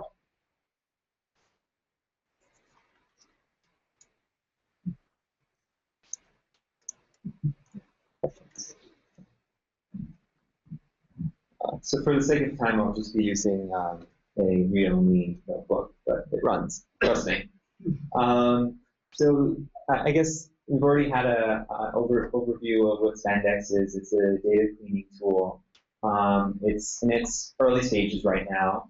And there are basically two goals that we have in mind. The first goal is obviously data having reproducible models for loading data, validating it, cleaning it, imputing it. But the other goal is to wrap around a lot of existing tools that we're using. UrbanSim is built on a lot of existing tools, and that's a big benefit to the new UrbanSim. But a lot of these tools don't exactly work very well together, particularly like Pandas and Postgres, or if you want to load a shapefile into Postgres, you have to know its shapefile projection or attribute encoding when it should just, the process should detect that. And if you want to create a table from a Pandas data frame, it takes a lot longer than it should. So this spandex tool, the goal is to make that process faster and easier, and to also provide a syntax for someone who's comfortable with Python scripting to load and clean data. So it can be kind of thought of as an ETL, extract, transform, load, for those of you who use FME. But it's much more lightweight than that, and it's meant for people who are comfortable with using Pandas, as I'm assuming everyone here probably is. So I'll skip this. This is just what I just already talked about. So I'll give a demo here, since we've already talked about the high-level stuff. The demo here is we have some shapefiles. These happen to correspond to Walnut Creek, a Heather Farms neighborhood in Walnut Creek. We have 3 shapefiles from 3 sources, corresponding to block groups, parcels, and bodies of water. Those are our files, and this is just to set the logging level a little higher, so we'll see more log messages for demonstration. So spandex has a configuration file, and you just specify the database that you're connecting to. In this case, the username, password, database is just demo. And you also specify a directory containing the shapefiles that you want to load. So in this case, it's just the current working directory. There's a folder called data that had our shapefiles. And the projection that we want to reproject to at the end is a California Zone 3, which includes the Bay Area. So the class in spandex is called table loader. You instantiate that class with the config file, and then you can just load using a dictionary. Just load those tables, block groups, parcels, water from the appropriate shapefiles, and that's relative to the data directory that you specified, and it handles the projection, encoding, it defines a custom projection if needed. And now we have these objects. So because we're using SQL Alchemy and GeoAlchemy, we have an ORM syntax that we can use. We don't just have to use plain SQL. So just let's quickly inspect the tables in Pandas. There's just a function that, pandas.io SQL does something similar, but this has a little more flexibility because we can select columns without passing SQL strings. And we see that the block groups has a lot of information as you'd expect, including, I guess, GeoID looks like the FIPS code to me. I think that's the FIPS code. And then we have parcels, which have a lot of information. Let me just, so we can see that there is the, like the building square foot and number of units. A lot of these stories are 0, even though there is a building square feet. So that's a little odd. And then we also see that, sorry, it's scrolling upward. We also see that if we look at the parcel PYID, which is the parcel ID column, there are a lot of duplicate parcel ID columns. And that's a problem because, we just want to have one parcel. So we need to aggregate these duplicate entries. Some of them will add them up together. Some of them, if they're like a year built, will take the median as appropriate. There's the body water, which is just a geometry. That's just binary from PostGIS. So I'm going to first do a spatial demo of using the spatial tools in Spandex. It's right now, obviously, this is not comparable with a, it's not very comprehensive yet, but it does a lot of tools, and we're using it right now. The first thing, we'll just reproject to a consistent projection. It'll handle that for us. We'll find overlapping geometries. So this, I'm going to quickly go through these for the sake of time. We'll post these so you have these for later reference. And most of them don't overlap, but there's some slight overlap. This is, I think, honestly, probably just like 1 centimeter of overlap, but it technically is an overlap. So later we probably remove, there's just slight overlap, so you can ignore them. Similarly, we have one for finding interior rings, unfilled geometries. That commonly happens when you have parcels inside parcels. As you can see, usually like a condominium or like a townhouse tends to cause these, and we want to detect those because those are generally it's a sign of bad data. So it's a geometry diagnostic. We have a tag function here that will take the block group ID, spatially speaking, and assign it to the to a new column in the parcels table. So I'm not just visually showing that. You can see the parcels and the block groups, and the block group ID, which the GeoID column, is assigned. Oh, that's actually a mistake. It should be GeoID, not object ID, is assigned to the parcels table. And another function is proportion overlap, which here we're going to use for water. So we want to, this is not good. Parcels should not be covered almost entirely by water. It's something either the water body is wrong, or it's a water body that doesn't exist anymore because of the, it existed 30 years ago. So we want to detect that. So you can see the percentage that's covered by water. Or we can decide to trim it. And so here we just trimmed out the parcel area that was covered by the water. These are simple functions, but they can be expressed in Python, and so as part of a data cleaning, reproducible steps, it's nice to use these functions rather than QGIS or ArcGIS. Here I'm going to give an attribute demo. So we're using the this is where Fletcher and Matt talked about the UrbanSim simulation framework. We're actually using it in the data cleaning step because it's very modular and it works very well. Spandex includes a table frame class, which just acts like a data frame, except it's backed by a database. It's not very smart. It just returns series if you select a column on that table frame. But it's enough that the simulation framework won't know any better, and we can pass it a table frame that corresponds to our parcels table in the database. That's where we do the sim add table parcels in. So we have our input parcels table, and we have some other tables that we create. So here we do an output parcels table. Here we index that on the parcel ID, and these are indexed on the GID, which is just some primary key column that Postgres added.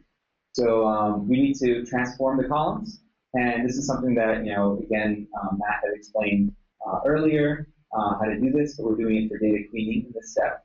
And so we just do these one by one. We define residential units. We specify the inputs. Here we're actually saying that we take the parcels in table, take the units column, and then return that as the variable units. So that's actually parsed by the argument handler here. And similarly, you can just concatenate different selections, and we're aggregating them because if they have the building square feet by GID, we're summing it up, grouping it by the parcel ID and aggregating it by summing it up. So again, I'll skip through these, but these should be self-explanatory if you've used Pandas before. And then we get to the end. Here we have a model. Instead of an actual model that actually does any computation, it's just a model that does data cleaning, and we run that, and it runs in 9 seconds. And then we can, we have another function to load from the database. In our model, we did df to db, which puts the file in the database. It's a little faster than what Pandas uses internally, and we have our table. We also have a diagram of dependencies. So you can see that this is the parcels in table, this is the parcels out table, and they're just this is generated with GraphViz. So it's just a simple text file that's generated, and you can just see that the year build corresponds to year build, but some columns correspond to multiple. They're take inputs from multiple other columns, and this can be viewed in the UrbanSim user interface. So you can actually control it and edit the source code the same way that Fletcher showed for UrbanSim data. Okay, are there any questions? I hope I didn't rush too quickly. There's going to be a quiz now. It's a bit of a mouthful, maybe. What do you think? Is that useful?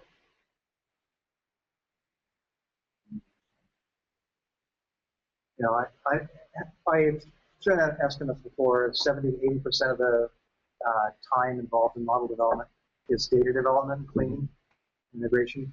I'm curious to hear whether that's validated by your experience, or is that too low or too high? Yeah, I'd say it's totally low.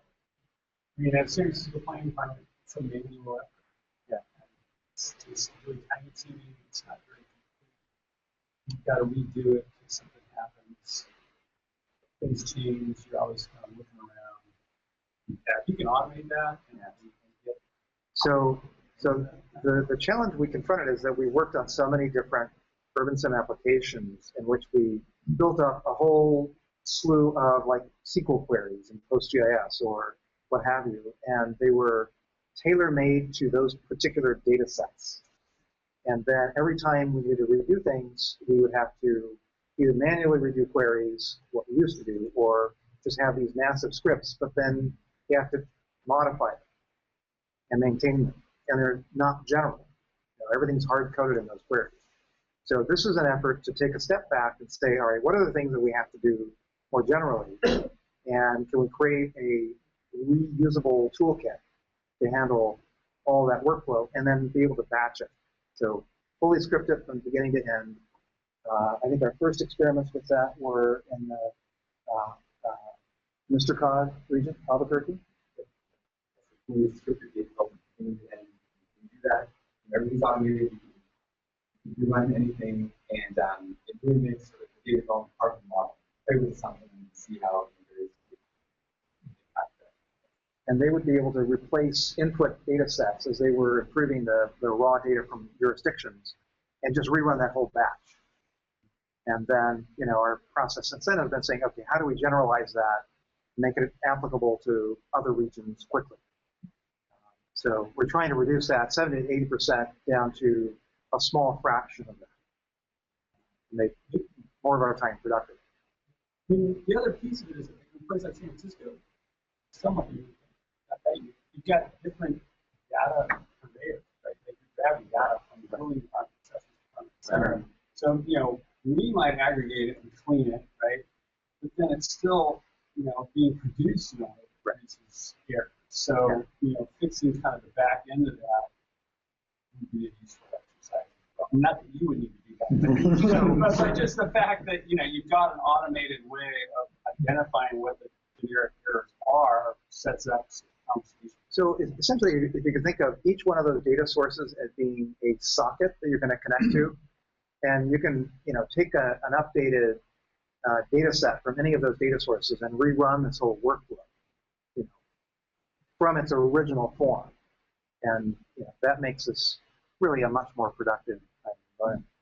One of the advantages that I see, though, is just, and this is kind of what Eddie and Fletcher hinted at, is if you have this model, these model steps that you have, and at the end of the data with the Simulation Explorer, you see that there's something wrong. and then you go back to the data loading step and you see what could have corrected that. And then that's very easy because it's just all part of the model framework. The first model you run at the beginning, at the very beginning step is the data cleaning process. It identifies, later on you can see traceback, and you can see where each column came from, and see which places need to be updated so that you don't have a growth projected at a place that eyeballing doesn't make any sense.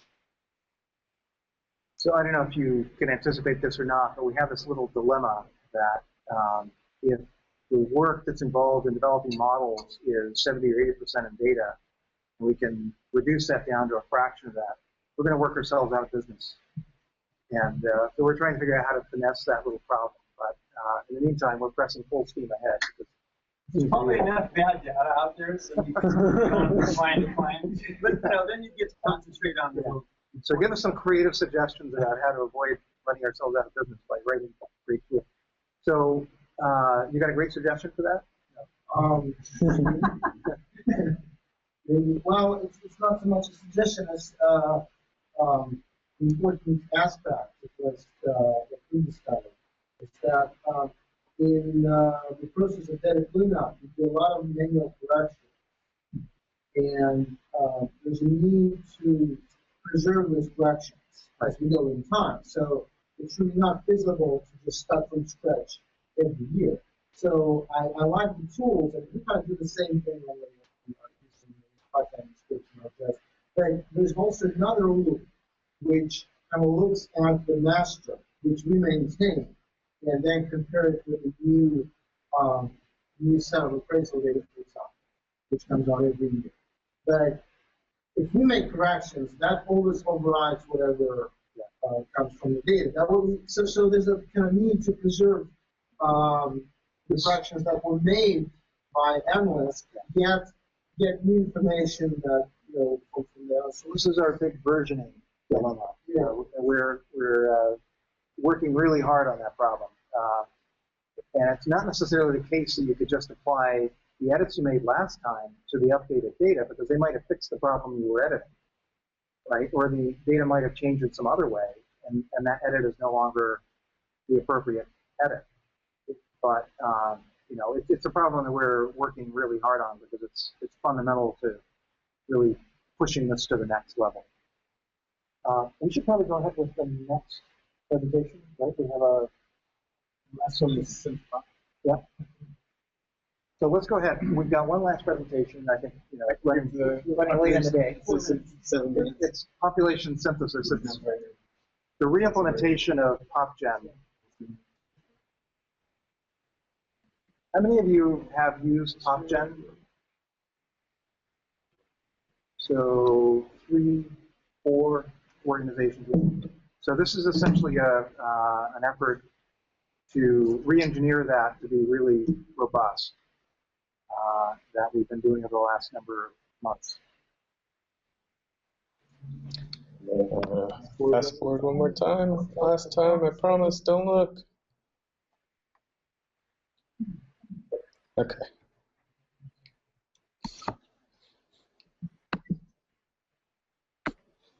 So we set up audio and visually. Okay. So I'm not gonna explain too much about what population synthesis is. Other than we wanted, so in a nutshell, the census gives you aggregate data to protect the privacy of people. I think that's actually the slide.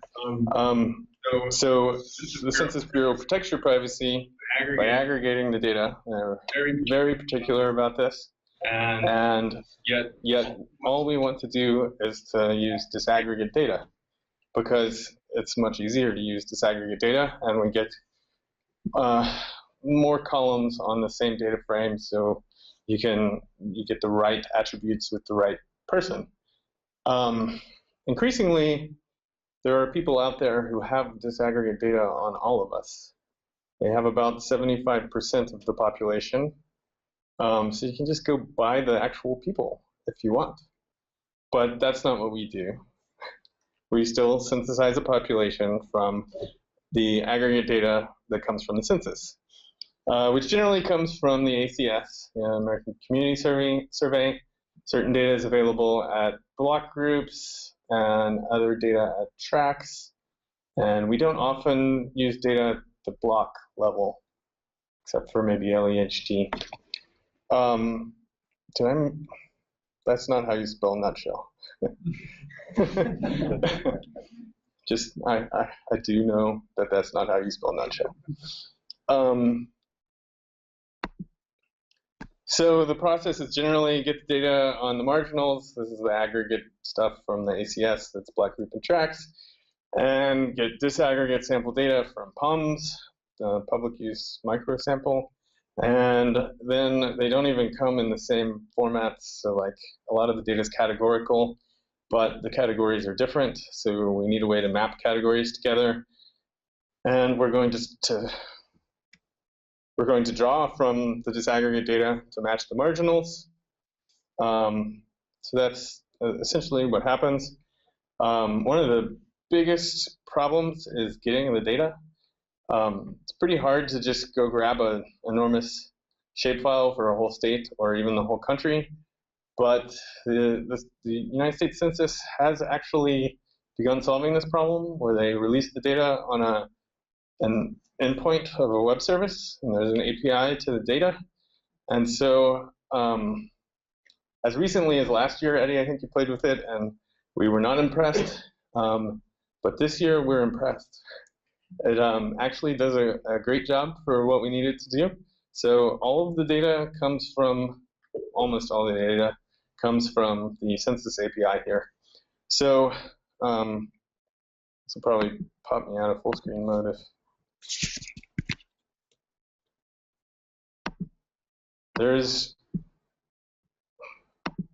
it's an unclickable link. There is a notebook on interacting with the census API. So one of the nice things that it does is it's a pandas interface to the census API. So you can ask for the FIPS codes and get back a pandas data frame. I'm not sure why the link isn't working, but luckily everything we do is on the web. So I'll just go here and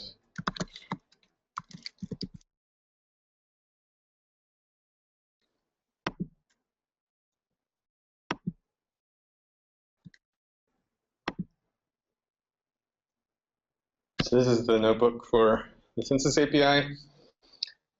So the census data actually comes in these, if you've used census data before, census data comes in these very odd variable names, B19001_001E. We actually have a small internal website where we can go search those things. It's pretty nice, but for now, that's sort of, you have to go look up the variable that you want. And you ask for those variables, and you can do a block group and tract query, and it'll join the block groups and the tracks, or you can do just a tract query or just a block group query, and you'll get back these nice pandas data frames. These are the marginals from ACS. Then you can grab PUMS in much the same way. You give it a state FIPS code and Puma, and you get back all the disaggregate data, the sample.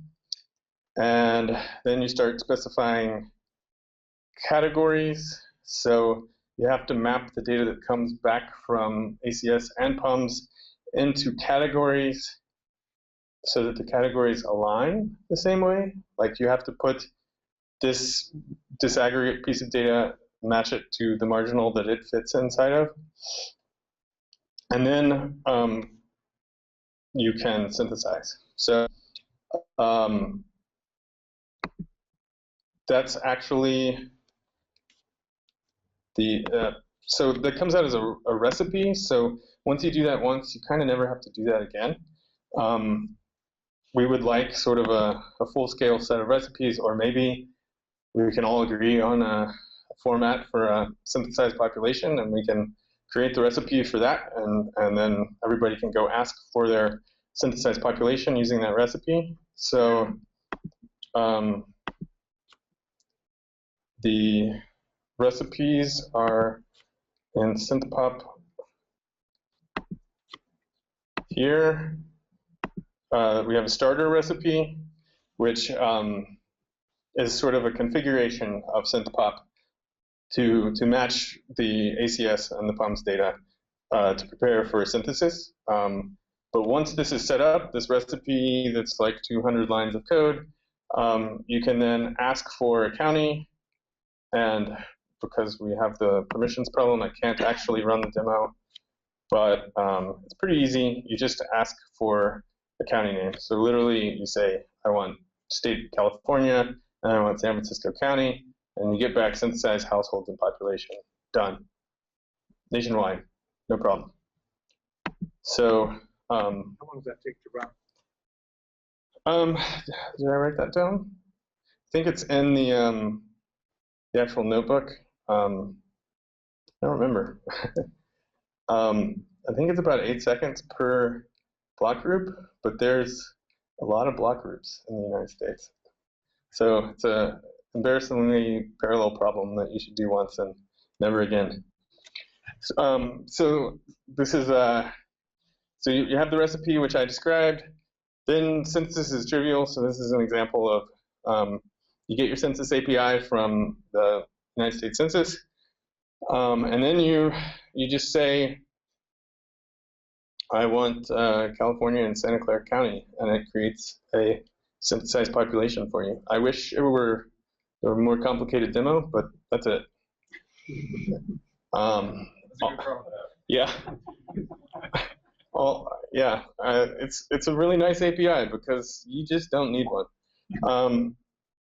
All the complication goes into the recipe, which is all about aligning PUMS data with ACS data, getting the categories right, and making sure that you have all of the categorical data that you want your synthesized population to have. Okay, so shortcomings. This is a big one. Not really our fault. PUMS changed their format this year. Did anyone notice this? So if you ask for the 5-year sample of PUMS data this year, they give you 2 data sets in the same file. And there's a bunch of headers with data and then empty rows. And then a bunch of empty rows with different headers and new rows. So we have a bit of a data problem. Right now we're using the 2014 sample as the sample. I just grabbed PUMS for the United States and chopped it up into the Pumas. So that's the one part that's not in the census API. It's hard to grab the PUMS for just one Puma.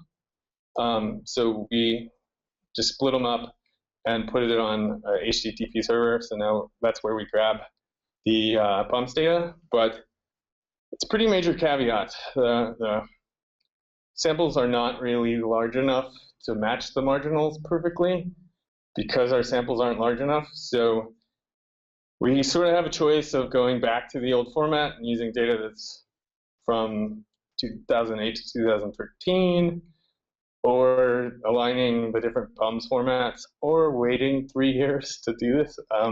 Probably not the alternative. This is only true so far for the 1-year PUMS, right? Is that in everyone's experience? That sounds right to me, yeah. I think 3-year PUMS was released a month ago. Was it? So that should be a larger sample? It's like 2.5% a year. No, that says That says it, but the PUMS, the 3-year PUMS.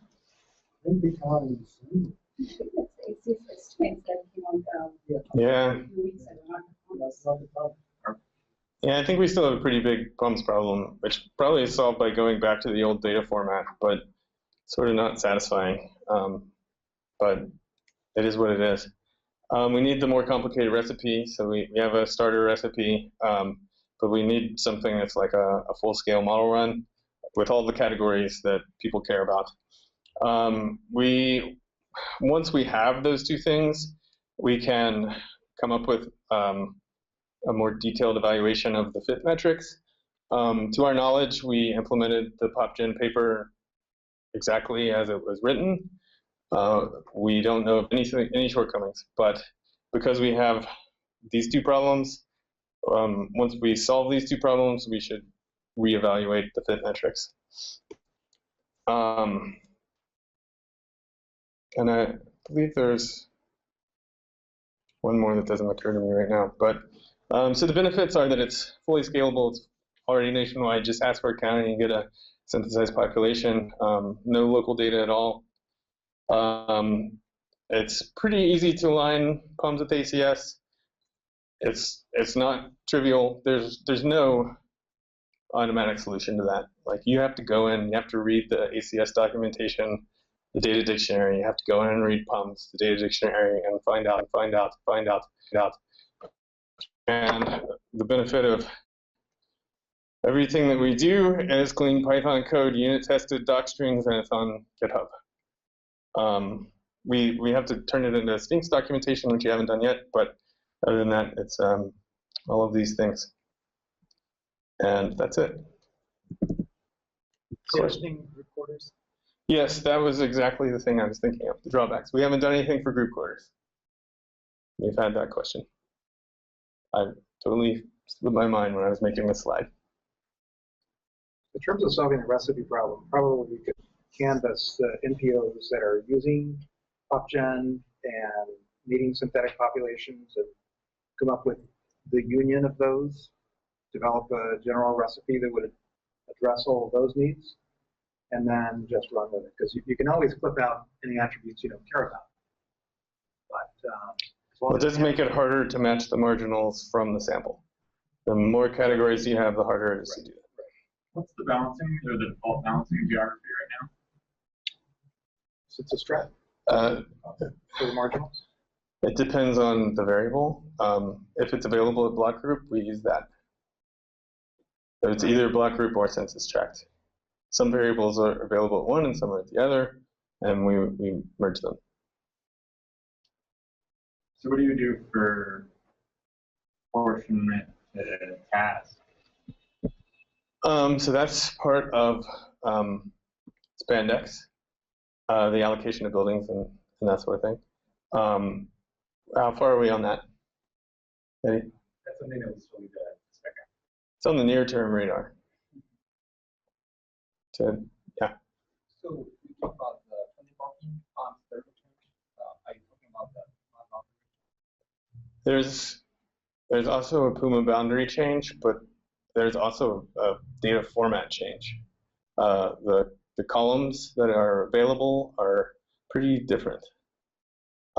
They didn't solve it for us. They just threw them in the same file at the same time, two different schemas. in the old PopGen, I thought there is like mapping block groups and Puma. Yes. Geo correspondence best. So how do you deal with this kind of Puma change from? Yeah, so that might be the problem. So we take the 2014 Pumas. There is a correspondence to block groups. We use that correspondence to match every block group to a Puma to find the right synthesized population for the marginal totals. And we take the sample from 2014. So in addition to there being a schema change in PUMs from 2013 to 2014, there is also a boundary change. So it's really quite challenging. To use the previous format and geography until we have a fully accumulated sample. Yes, but they didn't have a very nice way of matching 2013 Pumas to block groups. Until 2017, then I'm going to have more by new Puma. Yeah, I think that's right. Yeah. So the 13th file, the 8 to 12, I guess, 5 year anyway, that's the first census 2010 Puma block group. And it could be 5 years after that. Right. So this is the joy of census data.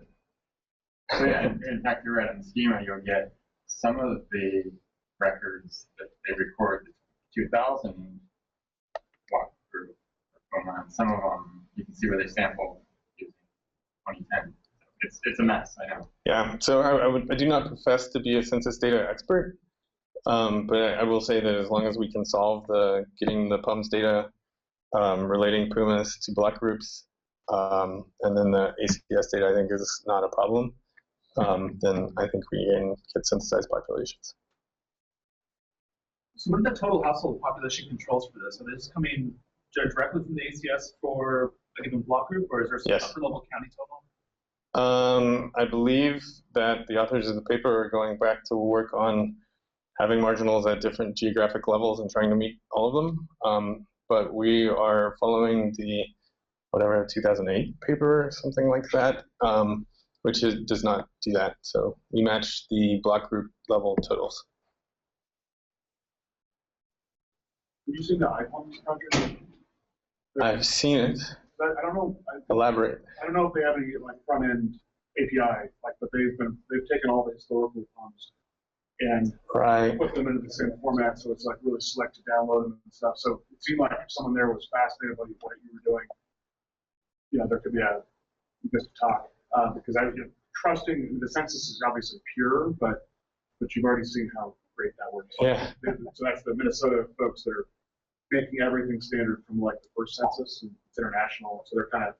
Yeah, my sense was that someone else should be solving this problem, and the Minnesota IPUMS group is probably the people who should be solving it. And for all I know, maybe they have. There is a lag, and I don't know. I've never tried to get it that way, but it's usually click, click, click, fill your basket with, but it's coming from some very standardized data set. Certainly, they spent a lot of time on. So the one thing that's attractive about that is the idea of trying to recreate a synthetic population going back in time for decennial years to be able to do backcasting. Exactly. That sort of thing. And also I think we just have dealt with all the pain of the census being inconsistent. For sure. I think it's a good idea.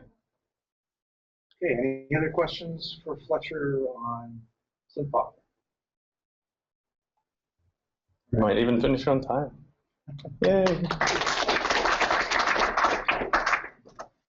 All right, so I think we're winding down on agenda and energy. Not 6:20 like that clock said. It's right 20. I think we want to just wind up with a few minutes of discussion about what's next. I think you've seen the work resulting from the last year, a little more than a year since the last meeting we had. And I think it's fair to say we've gotten a fair amount of things done. Some of these things that you saw are still works in progress in some sense. There's still more to do, quite a lot more to do on Spandex, quite a lot more to do on SynthPop. We're moving pretty fast on a hosted UrbanSim and the web interface to that.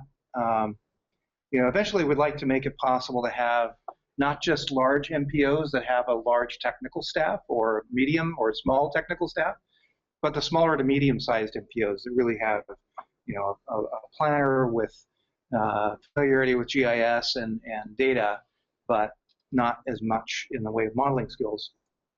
Actually be able to get on a website, not have to install, be able to have a pre-set up model that's been calibrated using data that we can get our hands on and be able to actually do useful work with it. And so we're trying to extend the boundary of the usefulness of the modeling platform to a much broader audience.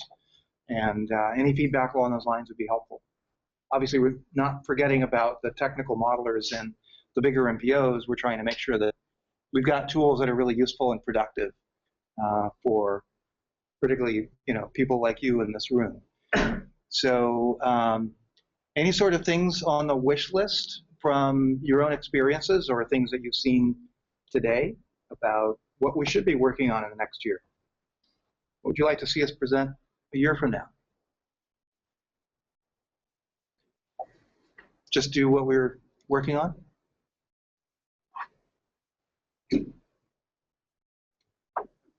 I'm interested to know a little bit more about the plans for the activity-based. Yeah, so that's right.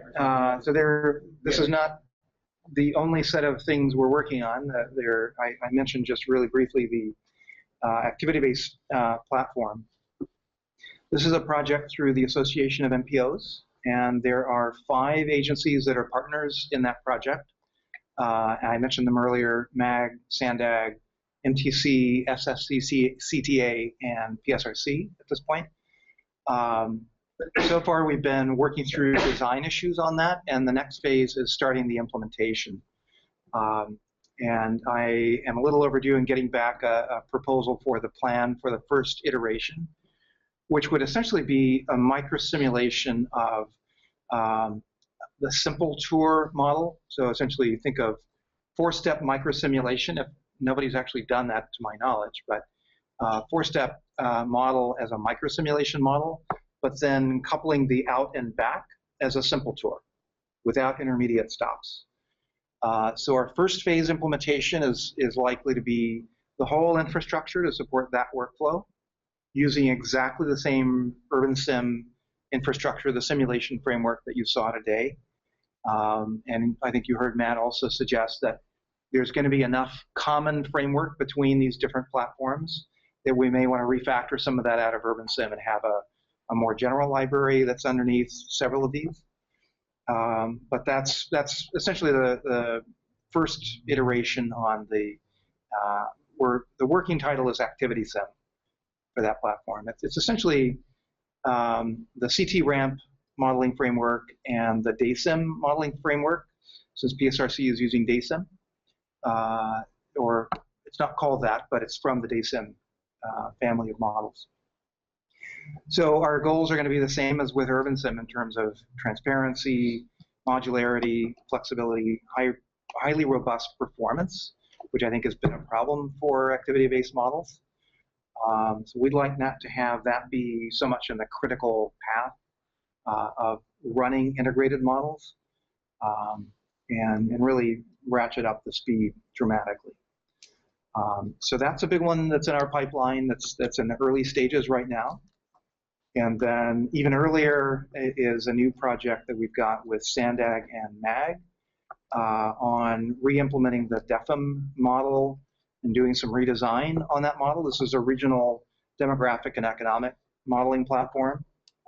And so the idea, again, is to think about trying to re-engineer that software in a way that's built on the same foundations as what we're doing here, same computational infrastructure. And then have it nicely integrate with the activity-based modeling and the land use modeling. And also to be able to do things that we don't currently do with UrbanSim, which is to take into account aggregate effects of local policies and investments. So you can look at the effects on employment or GDP or other outcomes. So those are a few things that are the sort of next up big projects, in addition to further building out the suite of tools that you heard about today. We'd love to get feedback as people start kicking the tires. All these demonstrations you saw are IPython notebooks. They're on GitHub. You can download them, you can try them, you can figure out how they work, ask us questions, and give us feedback about whether you find any limitations in the functionality that you think would be useful to extend. So a lot to chew on. Any questions from over the course of the day that you've been waiting to ask until now? You guys looked at national parcel data sets? Different vendors, Parcel Quest is one. Yeah, Boundary Solutions, locally, Parcel Quest, there's a series of these. We certainly thought about that idea. There's commercial data sets that have a lot of other real estate transactions, DataQuick, and things like that. CoStar, they're expensive. So doing anything on a national scale or something like that would be a high capital intensive initiative. But it certainly would make our job of standardizing things easier.